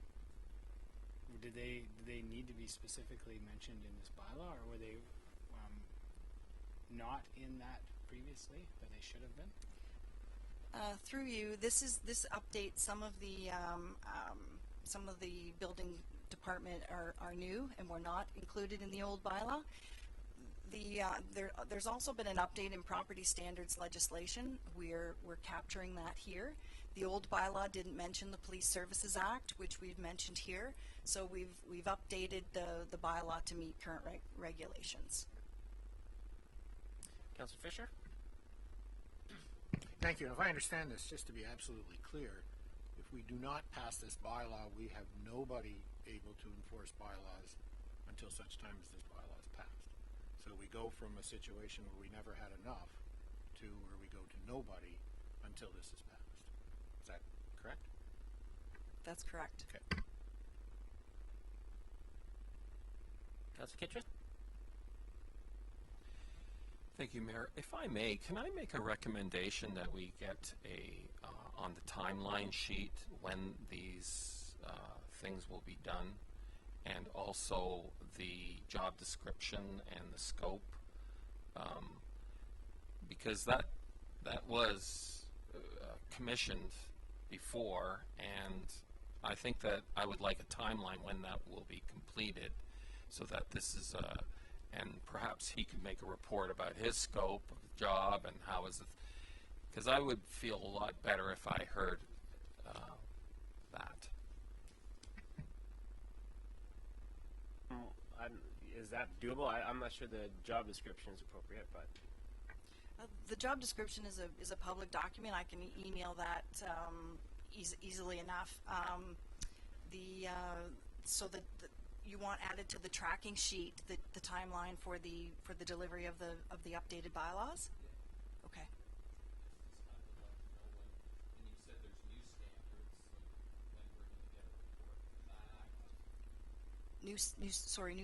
Well, the property standards bylaw and the fencing bylaw are due to come in June.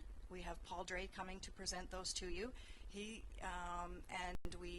currently working on the site alteration bylaw. As soon as we have an opportunity to review that, we will bring it as well. So we are working on these bylaws, but they are simply updating the ones that we already have. It doesn't mean we stop enforcing the current bylaws. We would repeal those when we put these new ones in place. Councillor Fisher? Perhaps I get the feeling that what we're really looking for here, and I don't know if we have it or not, I suspect not, is a formal policy embodying what we actually do in practice, which is voluntary compliance, and lay that out, but make it a council adopted policy that here's how we enforce bylaws going forward. Is that, and we don't have that in one document right now, is that correct? No, I think part of the bylaw officers, we were going to develop those policies once he or she arrived. So I think if that came forward, perhaps that addresses a lot of the concern that it becomes an official council policy, that this is, you enshrine the policy of voluntary compliance before you move through the various levels of enforcement, adapt that as a council policy, which I guess was going to be the intent anyway. So the question is, when does that come forward? And hopefully that addresses some of the concerns that have been expressed. Yes, and we can certainly make that a priority if that's what council wants. We thought the priority was going to be the backlog, but if that's the desire of council, we can make that policy a priority. Well, sorry, I think we got to be clear on this one then. That backlog is important because that's what people see. So if we're gonna be investing staff resources into determining the protocol away from bylaw enforcement, that to me, I'd have a problem with that one. Councillor Fisher? My understanding is that's what we do now. voluntary compliance. That's how we operate now. So that shouldn't impact on the backlog in terms of what this person will do once they get the authority to do it, which is what this bylaw gives them. So they will just proceed. We just, maybe what the missing piece is instead of having it just as a procedure that we do, have it elevated to the level of a formal policy. And at some point, whenever it's possible to bring that in, sooner the better, but obviously it's going to take some time. But with the assurance that you're giving us right now that we follow that process anyway. So really all you're going to do is write out what we already do. And that person, as soon as these people start doing their function, that's how they're going to operate. And then the policy comes. Is that, I didn't mean you stop doing the enforcement. I didn't. You're right up the policy. No, I didn't mean that either. But we were trying to get him up to speed on the backlog and the review of the bylaws. He needs to know the bylaws, I mean, there's certain identification that we have to, and uniforms, and there's certain other things we need to get in place before he can actually go out into the field. But no, I hear you. We can certainly work on that policy. To have that done. I hear it. Councillor Kittredge? Thank you, Mayor. I have to agree with Councillor Fisher about this. That's exactly what we need in terms of a policy. There were some things that you said, Carrie, about kind of access codes and stuff like that, and that in that policy, that would be a very good thing to add to that. And so I would, and in no way am I saying that he shouldn't be doing any enforcing laws and doing this instead. I was hoping that in a tracking way that at least we know when this is going to come about, because I do think it's a crucial part of the explanation and also our role setting policy at a certain level and understanding.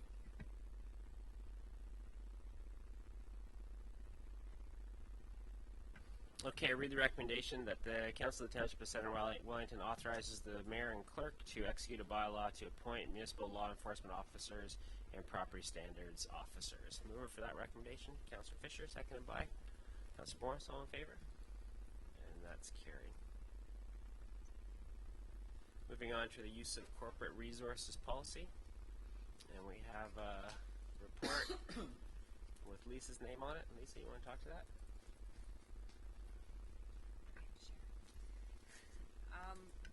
As outlined in the report, the Municipal Election Act now requires municipalities to pass a bylaw regarding the use of corporate or municipal resources during the election campaign period, and the purpose is to provide a consistent approach and direction to all candidates and possibly registered third parties during that same period.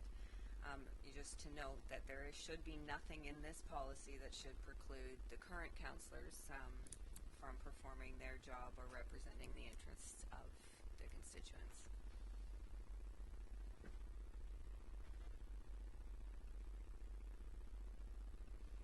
Any questions from council? Councillor Morris? Lisa, I understand this requirement has been on the books for some time. And looking on the computer last night, several municipalities passed this policy last year. Why are we so late with ours? We had included part of it in the Council Code of Conduct review, as mentioned in the report. There is a portion of municipal resources in there. In review of that, following election training that we had attended, we felt that there should be more added, just to clarify things for all candidates and not just current members of council.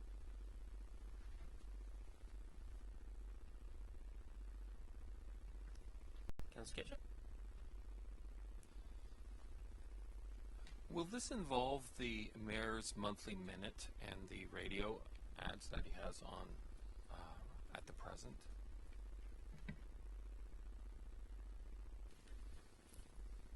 Who wants to take that?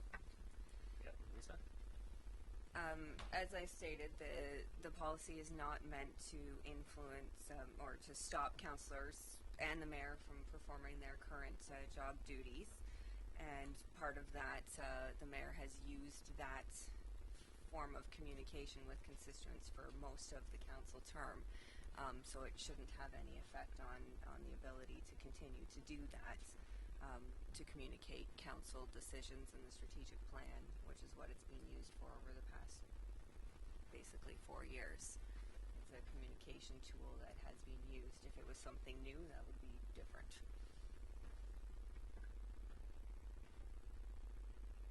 Councillor Kitcher? Will there be another town hall meeting? We haven't scheduled a fall town hall meeting. We're still waiting on to sort out with the election and the budget timing as to when we would have a budget public meeting. We anticipate typically after an election, the budgets don't come forward until January or February, so we would probably not to have a public meeting on the budget until the new year. Councillor Morris? Lisa, just your answer a few moments ago, I do find that problematic because anyone looking at successive terms could easily, especially a mayor, could easily put into place and in motion activities that do serve to give an unfair advantage during an election year.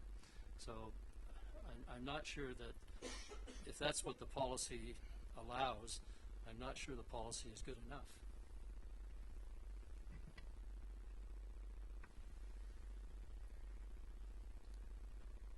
The policy is supposed to ensure that to make sure that no member of council, obviously including the mayor, to do this. So in some municipalities, councillors send out newsletters to communicate what's going on in the township or in their municipality. So as long as it is communicating township business, if it was starting to be used as a campaign tool, that is up to the individual candidate to understand that it's not really any different than having a social media account to communicate township business, but you would have a separate social media account to campaign with. Councillor Van Loon? Thank you. I think one of the important things, whether it's our Facebook accounts or anything like that, is that, like reading through this, I think the understanding is that we're not taking advantage of using funds because it's attributed towards our campaign, if you read the policy. But also we have to keep in mind, and I'm sure that that's not Councillor Morris's objective here, but we have to keep in mind that the residents still need to be made aware of, kept in light of what the township's doing in the projects. We have bridge projects going on. We have all these different aspects of building road projects. So I think it would be short-sighted on the term of saying we should create a policy that suddenly all of the communications that we are doing that are very informative, that they suddenly become to an end and put the residents in the dark, which essentially that's who council works for. So I think that it's important that the residents are still informed all the time of strategically what the township's doing. Councillor Morris? I agree with you that the residents should be communicated with and kept informed as to the progress of council and the municipality in general. But I think in an election year, that's why we have a communications officer, that the communications officer's job in part is to communicate with the public the business of the township. In looking at this policy under the town of Milton, one paragraph stood out to me that I don't see currently in our policy, and it goes like this, I quote, "The premise of a use of corporate resources policy is to ensure that all candidates, including sitting members of council, enjoy the same privileges." I don't see that statement in our policy, and I do think it's a bit unfair in an election year to have one member of council have access to radio and press when the rest of council has to pay their own way. I just want to point out that one of the budget items that we had and that we made sure that we instituted in 2015 right away was a statement. It was a budget item that provided members of council the opportunity not only to go to conferences and do the training, but also communications byline. So right from 2015, councillors had the opportunity to use township funds to do communications, to rent halls, to do all that kind of stuff. So we made that very clear right from the beginning that we wanted all members of council to communicate with their constituents. And some chose to do and some chose not to do it. So I think what's pretty clear in this document here is that you can't be doing things on the tax base for campaigning purposes. But you read the handbook for municipal councillors. It's pretty clear that the mayor is the head of council and has the ability to communicate for council, and that's what I can't imagine not doing over the last year, especially since I've done it over the last 3.5. So to not allow that now, obviously all of us have to be careful when it comes to anything we can communicate over public sources, that we make a clear distinction between campaigning and providing communication to citizens. I mean, I think that goes for all of us, but all councillors have a budget item that gives them the opportunity to communicate, and they've had it since 2015. Councillor Kitchens? Thank you, Mayor. I think what Councillor Morris is getting at is not that we have the monies to do this and have done it or not done it, is that during an election campaign, we have, as a municipality, resources. We have a communications officer that we pay $90,000 to, and they are doing all the media, and there's no reason why the CAO can be speaking about our issues, strategic plans, etc. We get several times, we get reports by different departments on different aspects of that, and there's no reason why that can be done on the media just as easily without the mayor speaking. And so I feel that this is an issue, and because we are deciding about a policy right now, that I think that the addition of what Councillor Morris has to say about the equal during the election should be added to that.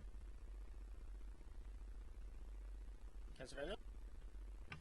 Thank you. And I guess the difficulty I have with it is we still have a mayor that was elected for a term of council to communicate as head of council out to the public, and it doesn't end at that point.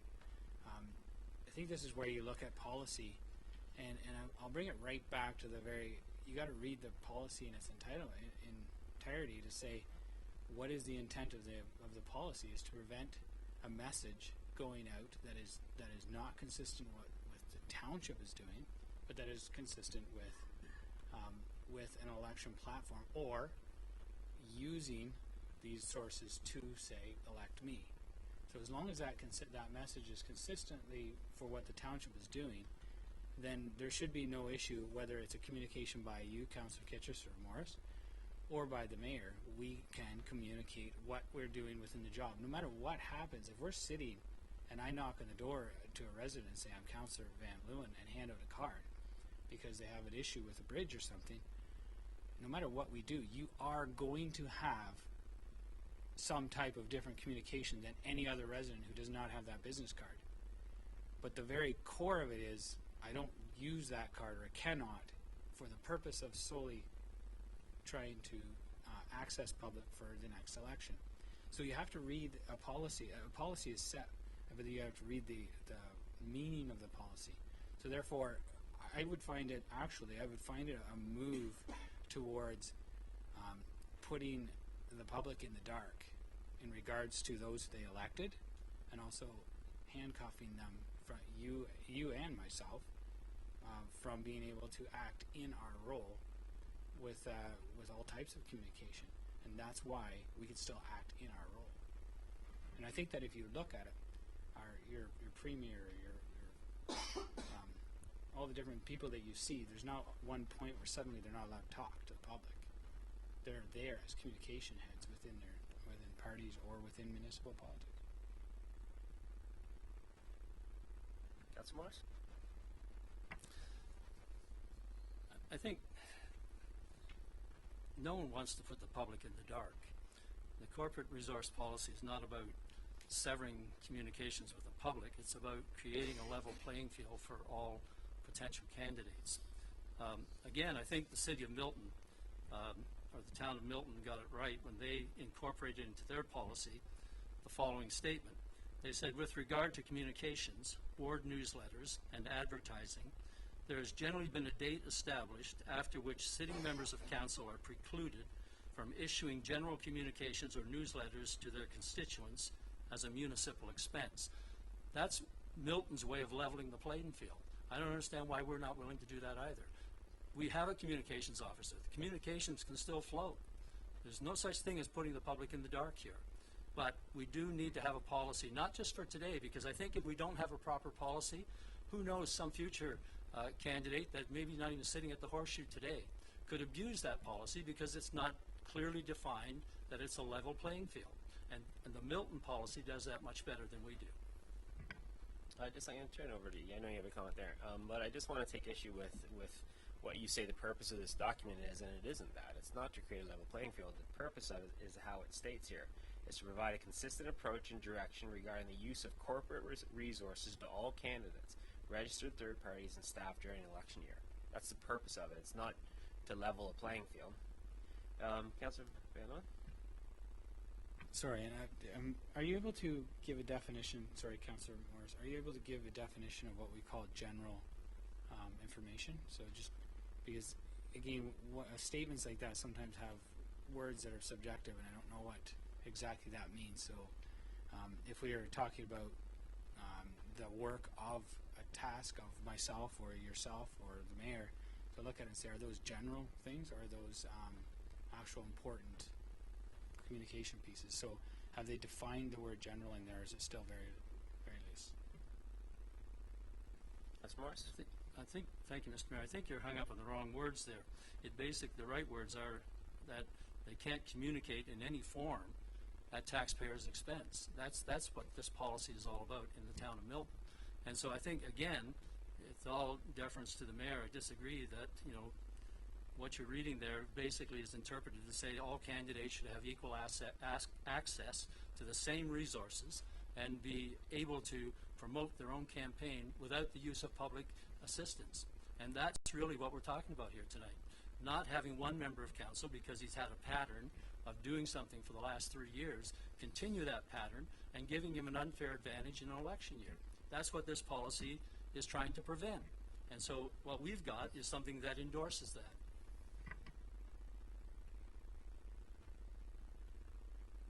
Councillor Fish? This is a difficult question. I think what we're getting at here, though, and is the true purpose of the policy. The concern is the advantage of incumbents. And I'm not sure there's any way around that. And I don't think that's the intent of this policy. I think the intent of this policy is to simply say all the people here cannot make use of township resources in any way, shape, or form to further an election or a campaign purpose. Similarly, though, some of us are incumbents. By definition, we have a job as incumbents. We have profile as incumbents. And that applies more so to the mayor than to the rest of us. It applies to us more so than any other citizen out there. And that's just the way it is. The intent of the policy is that you can't use or misuse municipal resources to exacerbate or to widen the advantage that already exists. And I don't know how they do it in Milton, I don't have access to the full policy. I cannot believe that the effect of that policy is that no incumbent can make public statements after May the 1st. So at some point, incumbents make statements. Incumbents do their job as mayor or councillor. And by definition, that gets attention, more so than perhaps any other citizen, even once they become a candidate. And I don't think you can get around that. It's just that you cannot use public resources to build on that advantage. There is an inherent advantage. We try and minimize it, but the intent of the policy is to simply not eliminate that, but to simply say you cannot use public resources to make that advantage even more than it already is. And there is an onus on all of us, and particularly on the mayor, to monitor themselves and not cross the line between their job as a councillor, their statements as a councillor, their public profile as a councillor, and campaigning. And we all have to be careful of that. And as I read our policy, there is access to the integrity commissioner, there's access to the clerk. If someone appears to be crossing that line, you can call them on it. But you're never going to eliminate the fact that the mayor, by virtue of being mayor, doing the job the mayor has to do, has a public profile that other people don't have. And that is by design, that is of necessity, that is the job that we have to do. The rest of us have that to some extent as well. So it's not a level playing field with everybody else out there. It isn't. But you're trying to not involve public resources in making that playing field even more unlevel. Unlevel? I don't even know if that's a word. But anyway, you know what I mean, than it already is. But it's going to be to some extent. And I don't have a problem with this policy. If you want to expand on the point, just to make it absolutely clear that whatever we do in public as incumbents between now and the election cannot be construed as an election or a campaign activity, and we cannot use the benefit of our incumbencies and public resources to do that, that's fine. I don't know how you word that. I think that's implicit in everything that's in here anyway. So I can support this policy as it is, with the caveat that we all have to, from May 1st, tomorrow, be extremely careful on what we do.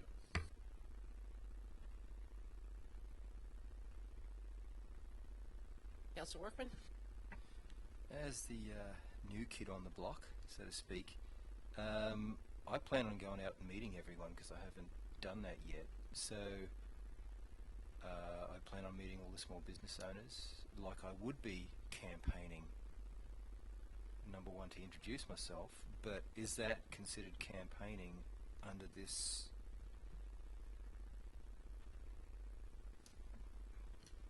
document?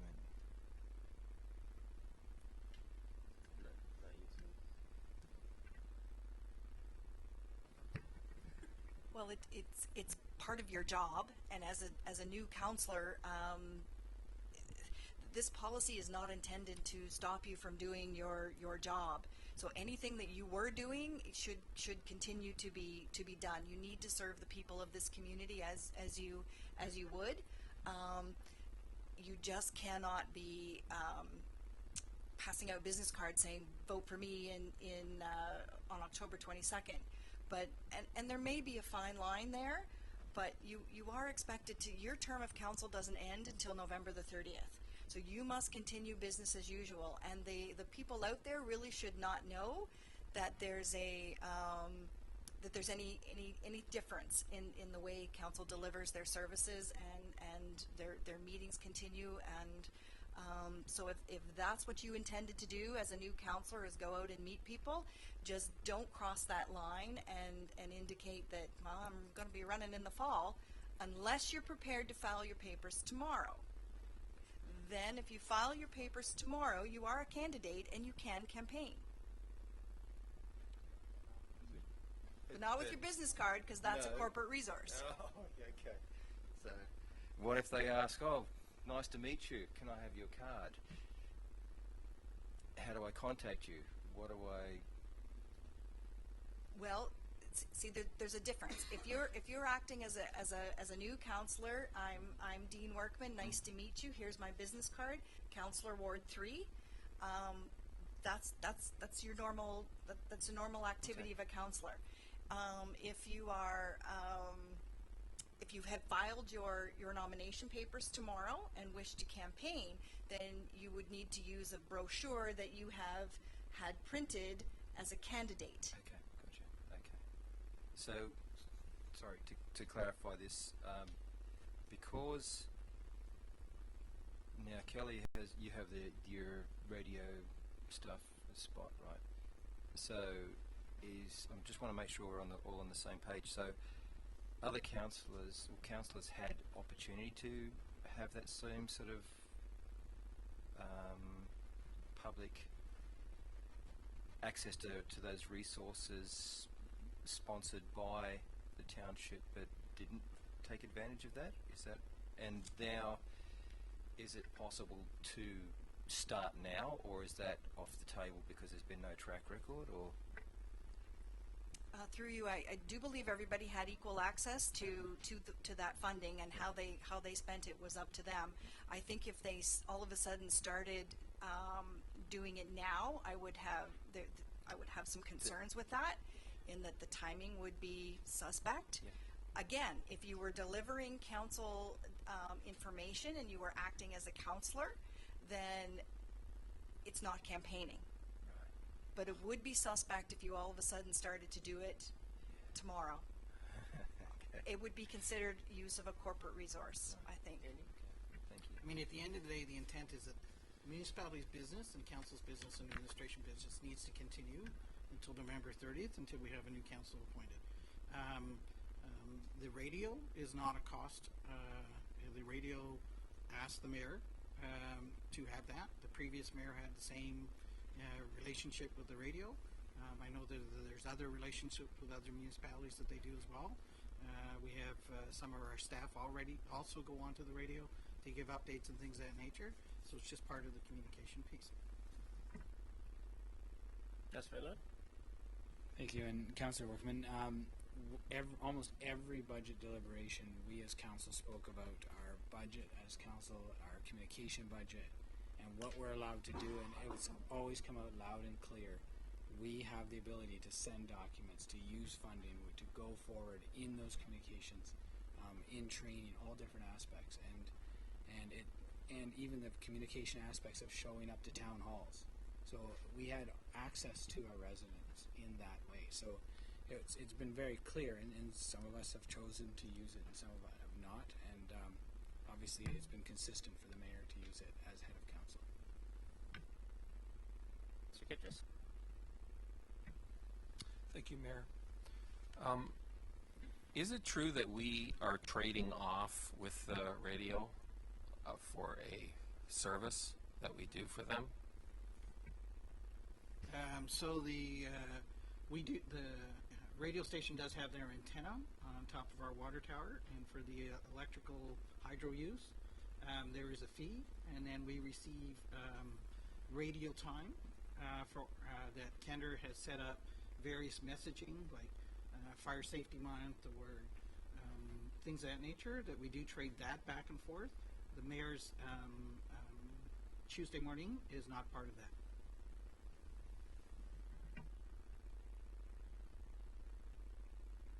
Any other questions from council? Councillor Kitchus. When I first was elected, I asked the newspaper if I could have a little byline, and they said no. And so I'm concerned that you're the mayor and you have that, but there really wasn't equal access when and then I think it's almost a year ago, the newspaper said that councillors couldn't write in because it was a election period, and that was their policy. So I do think that what Councillor Morris has to say is valid, because those are not available for other councillors. Well, I mean, I don't know what to say. I mean, that we don't tell the radio what to do. Radio does what they want to do. Newspapers do what they want to do. And you know, I chose to use both those mediums since 2015, and thought of not doing it just because it's an election. You know, I'll be very careful with how I say things. I'll stick to the strategic plan, the things that we identified and council's approved strategic plan, and the items that we're moving ahead on based on our council and our committee activities and events, and I'll stick to that. And you know, I'm not planning on doing anything differently, because that's what I've been doing since 2015, and as the head of council, my role is to be the voice of council to the community, and I'm just going to keep playing that role this year, and I don't see any challenges with that. I do think we all have, as I mentioned before, we all have to be careful that we're not using it as a campaign tool. But to say that I'm going to stop doing the things that I've done since 2015 because an election, I don't think that is serving the interests of the people of Centre Wellington.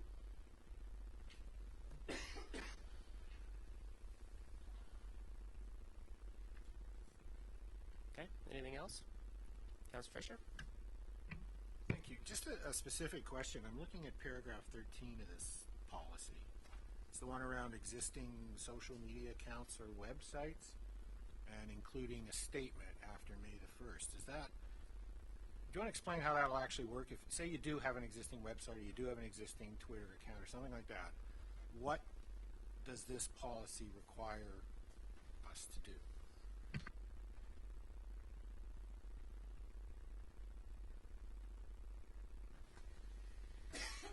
So if you had a website that you currently posted council news on, or news from your ward, you would have to state that it was for the purpose of communicating township news, council news. If you had another website that was for the purpose of campaigning, that would need to be on the website, whether it be in the footer or something along those lines. It's to keep the two separate. So to not discontinue communications, as the conversation has been here, but to make sure that they are citizens are aware what the purposes of the website and or social media is. Councillor Fisher?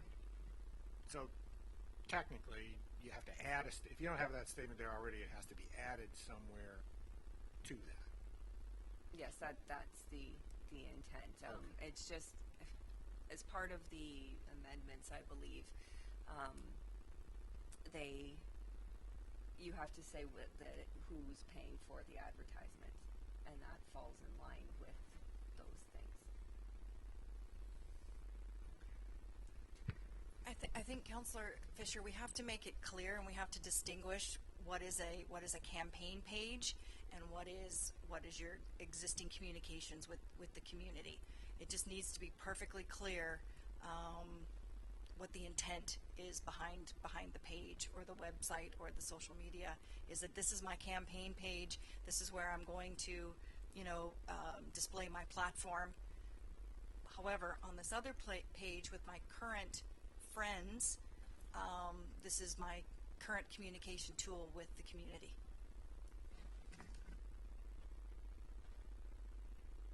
Councillor? Thank you. Carrie or Lisa, point 17, township staff may not volunteer to work on any campaign during working hours or when receiving any sort of compensation from the township. What does the second part of that sentence actually mean?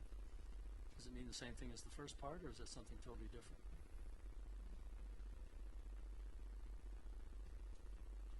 I think it's just meant to cover vacations, sick time. So they can't campaign even during vacation time? Not if they're being paid by the municipality. It has to be on their time, not our time. So evenings, Saturdays? Evenings, Saturdays are fine, unless they're perhaps on call.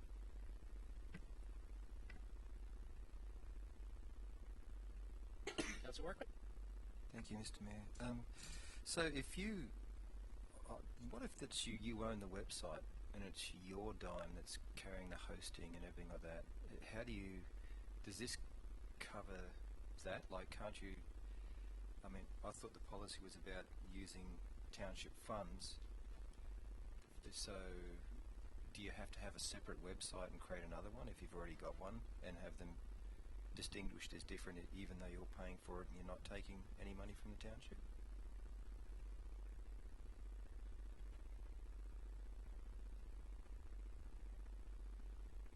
Yeah, again, I think it's just to distinguish what is your communication as a councillor and what is your campaign.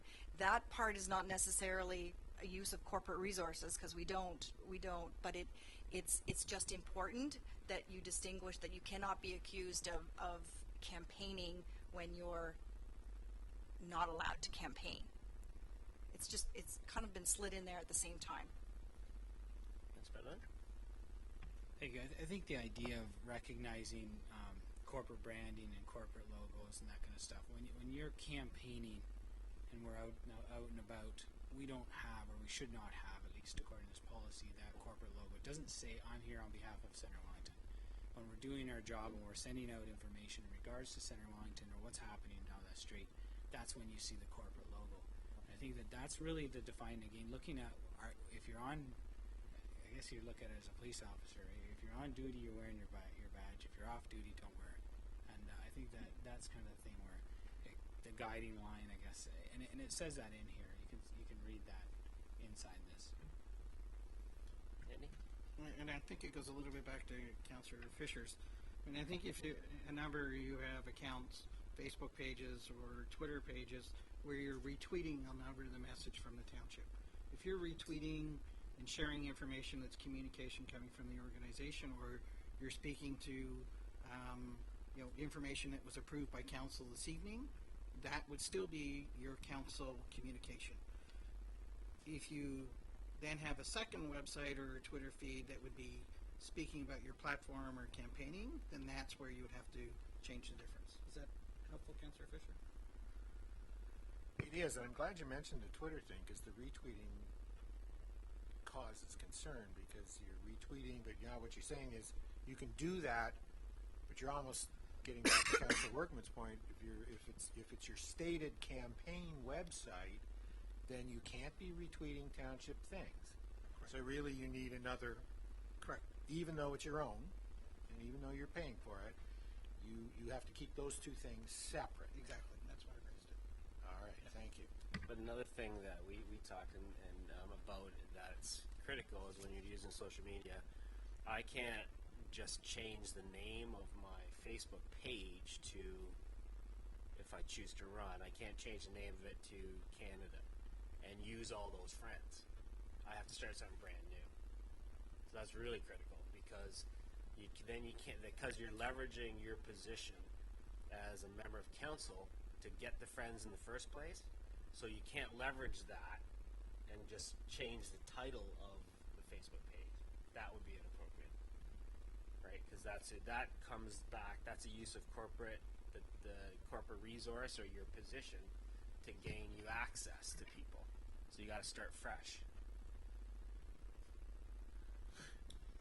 And I guess and one of the things that so the other thing you can't do is you can't on your existing social media page, you can't do a direct link to your new page.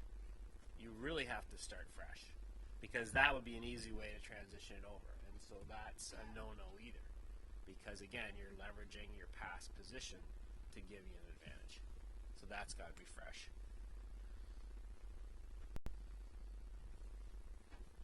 It's truly complicated, and the Act really hasn't caught up with the social media world. The Act just talks about use of corporate services. So some of this other stuff we're trying to catch up with the social media world, and we're trying to protect you as well.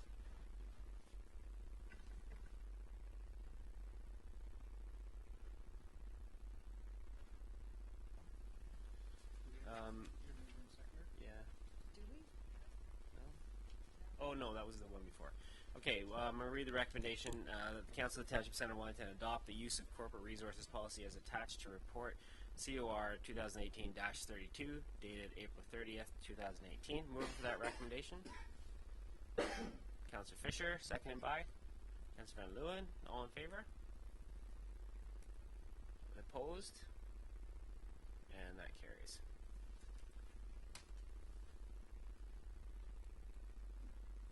Okay, 9.4 Swan Creek Storm Sewer Cost Sharing Agreement. This is in Inverha. Oh, it's too bad Councillor McWayne isn't here. He'd have something to say. And I think, Colin, you're going to speak to that? Yes, thank you, Mayor Linton, members of council. So the report before you this evening is really a follow-up, is with regards to the Swan Creek subdivision. So it's located at, I guess, the southwest corner of Side Road 4 and Wellington Road 21 in the hamlet of Inverha. And it's through the last year or so, the developer, Dunmill Homes, Inc., has been busy on site, completing the servicing. It is a kind of a rural estate subdivision, so no municipal water, wastewater services, but they do have storm sewers, a stormwater management pond. There'll be municipal roads within the subdivision, and those were largely completed last year, 2017. And a condition of the subdivision agreement, so a subdivision agreement was executed by council in kind of the fall of 2016. As a condition of that subdivision agreement, there was a requirement for the developer to provide financing for the off-site storm sewer system. So all the on-site storm sewers have been installed. There is an existing storm sewer system within the road that is in extremely poor condition and needs to be replaced.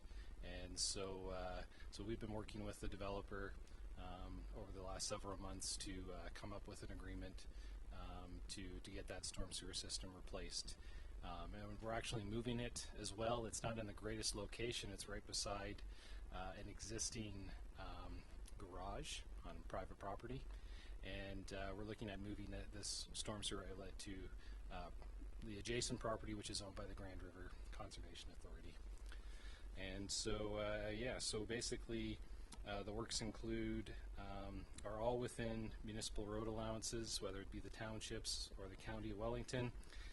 And then we also have some works to complete on the GRCA's property as well. So that's where the outfall will be, kind of heading down to the river. So I did include kind of a site location map with the report on page 3, just looking at the location of the site and some of the engineering drawings as well that show the storm sewer location. Also, there's attachment 3, which is the agreement, and the developer has agreed to the terms of the agreement. So so at this point, staff are recommending or looking for council approval for the clerk and mayor to execute this service financing agreement with the developer, and then also party to the agreement is the County of Wellington. I'd also just add that we do have our MOECC, so Ministry of Environment and Climate Change approvals. Those were applied for last year, and we did get those, I believe, before the end of last year. So those are in hand. So basically, once this agreement is signed, we would be likely in a position to construct later this fall. Be happy to answer any questions. Thanks, Colin. Councillor Brindley? Thank you. Just a quick question, Colin. So the breakup of 30% township and county portion, is that because we're replacing, it's not all growth related, but we're replacing existing sewers, therefore we can only charge growth related portion? Yeah, great question. So we looked at it on a drainage area basis. So we looked at the area that's going to drain to the storm sewer, and we apportioned it by area. So some of it, most of it is the developer's subdivision. There is a piece of Side Road 4 that drains to the subdivision, or drains through this sewer, and then also there's a piece of County Road 21. So we've apportioned the costs based on the contributing areas to this storm sewer. Councillor Kitchen? Thank you, Mayor. Colin, are there two crossings of the County Road 21 for the? So will there be two drain systems? Through Mayor Linton, yeah, so the main storm sewer, if you go to the first kind of Triton drawing there, shows it, I think, the best. So kind of where it starts at the top of the page, that picks up the outlet from the stormwater management pond that is currently constructed. And so we start the new pipe is, I know it's color in mine, hopefully it's color in yours, it's a green dashed line. And it will head across the intersection at Side Road 4, and then on the south side of 21, it'll extend down past what used to be Blondie's restaurant there at one point, and then cross 21, and then kind of outlined in red there is where the main outfall is. We do have to pick up a low point. There's kind of a really low ditch almost in front of the residential property that's right there, and so the other line, the other crossing that's shown is picking up and bringing back that one. Yeah, you might be thinking, why are we crossing the road twice? I think is what you're getting at, and I had the same question actually when I first looked at this. We have a number of utility constraints on the north side of the road, so so we have, that's where the hydro line is right now. So Hydro 1 is there, and it's also, there's a major Union gas main on the north side. So that really pushed us. That pushed us to the south side. We don't want to relocate because that would get really expensive. So that's why we've got that extra crossing, and we've kept the main trunk sewer on the south side of 21. Mr. Kitchers? Are you aware of any environmental problems with the Blondie property? Through Mayor Linton, I am not. No, that's I don't know. It's was a former gas station, I believe. So I guess the potential's there, but is there an actual issue that I'm not aware of? Councillor Kitchers? I drive that road, and there was some environmental barrels on the property, and I was just wondering if once you disturb the terrain, if there's any. So I was just wondering if you talked to them at all. Through Mayor Linton, we have not spoken to them, but yeah, the storm sewer is fairly shallow. It's not a deep storm sewer, so we're not going that deep, but that could be something that we do follow up. We do meet with the Ministry of the Environment fairly regularly to talk about contamination, contaminated sites within the municipality. So that's something we could follow up and see if there's anything we should be aware of or concerned about as part of the construction. How long is the road going to be closed?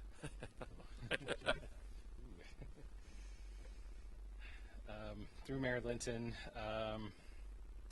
this is not a very large project. It's we're talking a matter of weeks, not months or anything like that. So I'm thinking like 3-4 weeks is like the time frame for this construction. It could be a bit less if we're like, it's really the crossings that will result in the closure. So, but probably 3-4 weeks. And that's in the fall? Is that correct? That's correct.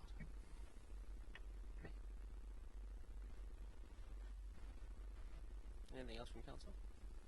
Okay, I'll read the recommendation that the Council of the Township of Center Wellington execute a service financing agreement amongst Dunmill Homes Inc., the County of Wellington, and the Township of Center Wellington for the construction of a new trunk storm sewer and outfall to the Grand River related to the Swan Creek subdivision as outlined in report IS 2018-03 dated April 30th, 2018. Move for that recommendation.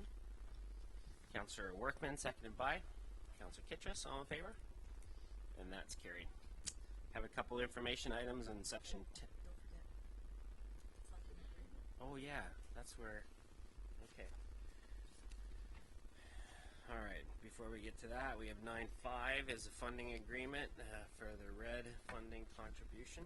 Do you speak to this? I am. For a sec. Okay, Brett. Yeah. Well, so council, as council's aware, in the budget for this year, we budgeted for the preparation of an economic development strategic action plan. Township's contribution was to be $10,000, and the balance would be funded by grant applications to the province through this RED funding program, which we were made aware of during budget, and also the balance from the county's economic development fund. So that the county application is in as well. With this $35,000, we put an application in under RED. We had hoped that we would have heard earlier, but we didn't get a decision from the province until April the 13th. We were told verbally that our application was successful, and but today they sent the contribution agreement and said it had to be returned by May the 7th. So thanks to Pat to get it together, and to the Clerk's department for their cooperation in getting this to council tonight, so we can complete this agreement in the time frame that the province wanted. Any questions from council? Okay.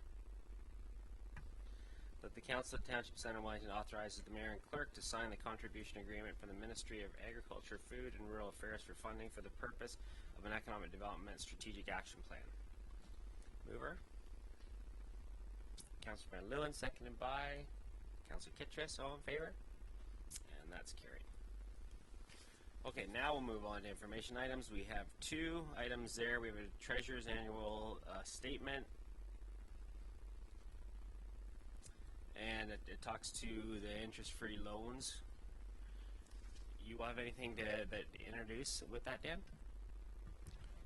Nothing really to introduce on that one. That's an annual requirement for the treasurer to bring forward the activity for each year on the interest-free loans. So you can see from the summary we just have the one interest-free loan left as of the end of 2017. Any questions from council on that one? There's no decision to be made on it. No. Okay. The second one is 10.2, Treasurer's Annual Statement, 2017 Investments. Dan? Another annual requirement to present to council the investment activity for the year. I do want to point out, I provided some commentary in the report around an update to the Municipal Act that happened in February of this year that we're still looking into. It allows municipalities to adopt a prudent investor status as of 2019. You do have to meet certain criteria to adopt this prudent investor status. As we currently stand independently, the Township of Centre Wellington would not qualify for this prudent investor status, but the good news is you're able to consider the status as a group of municipalities, so we're currently looking into that with the County Treasurers Group in terms of opportunities, and we'll report back to council once we have more information on that.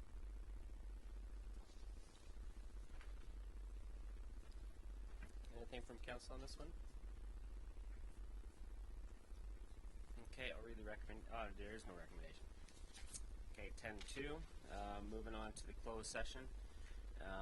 The recommendation to go into close that the Council of Township of Centre Wellington convene in closed session in accordance with Section 239 2C of the Municipal Act 2001 as amended to consider a proposed disposition of land by the municipality.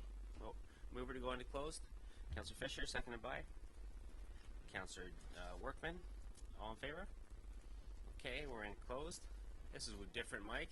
Sorry about that.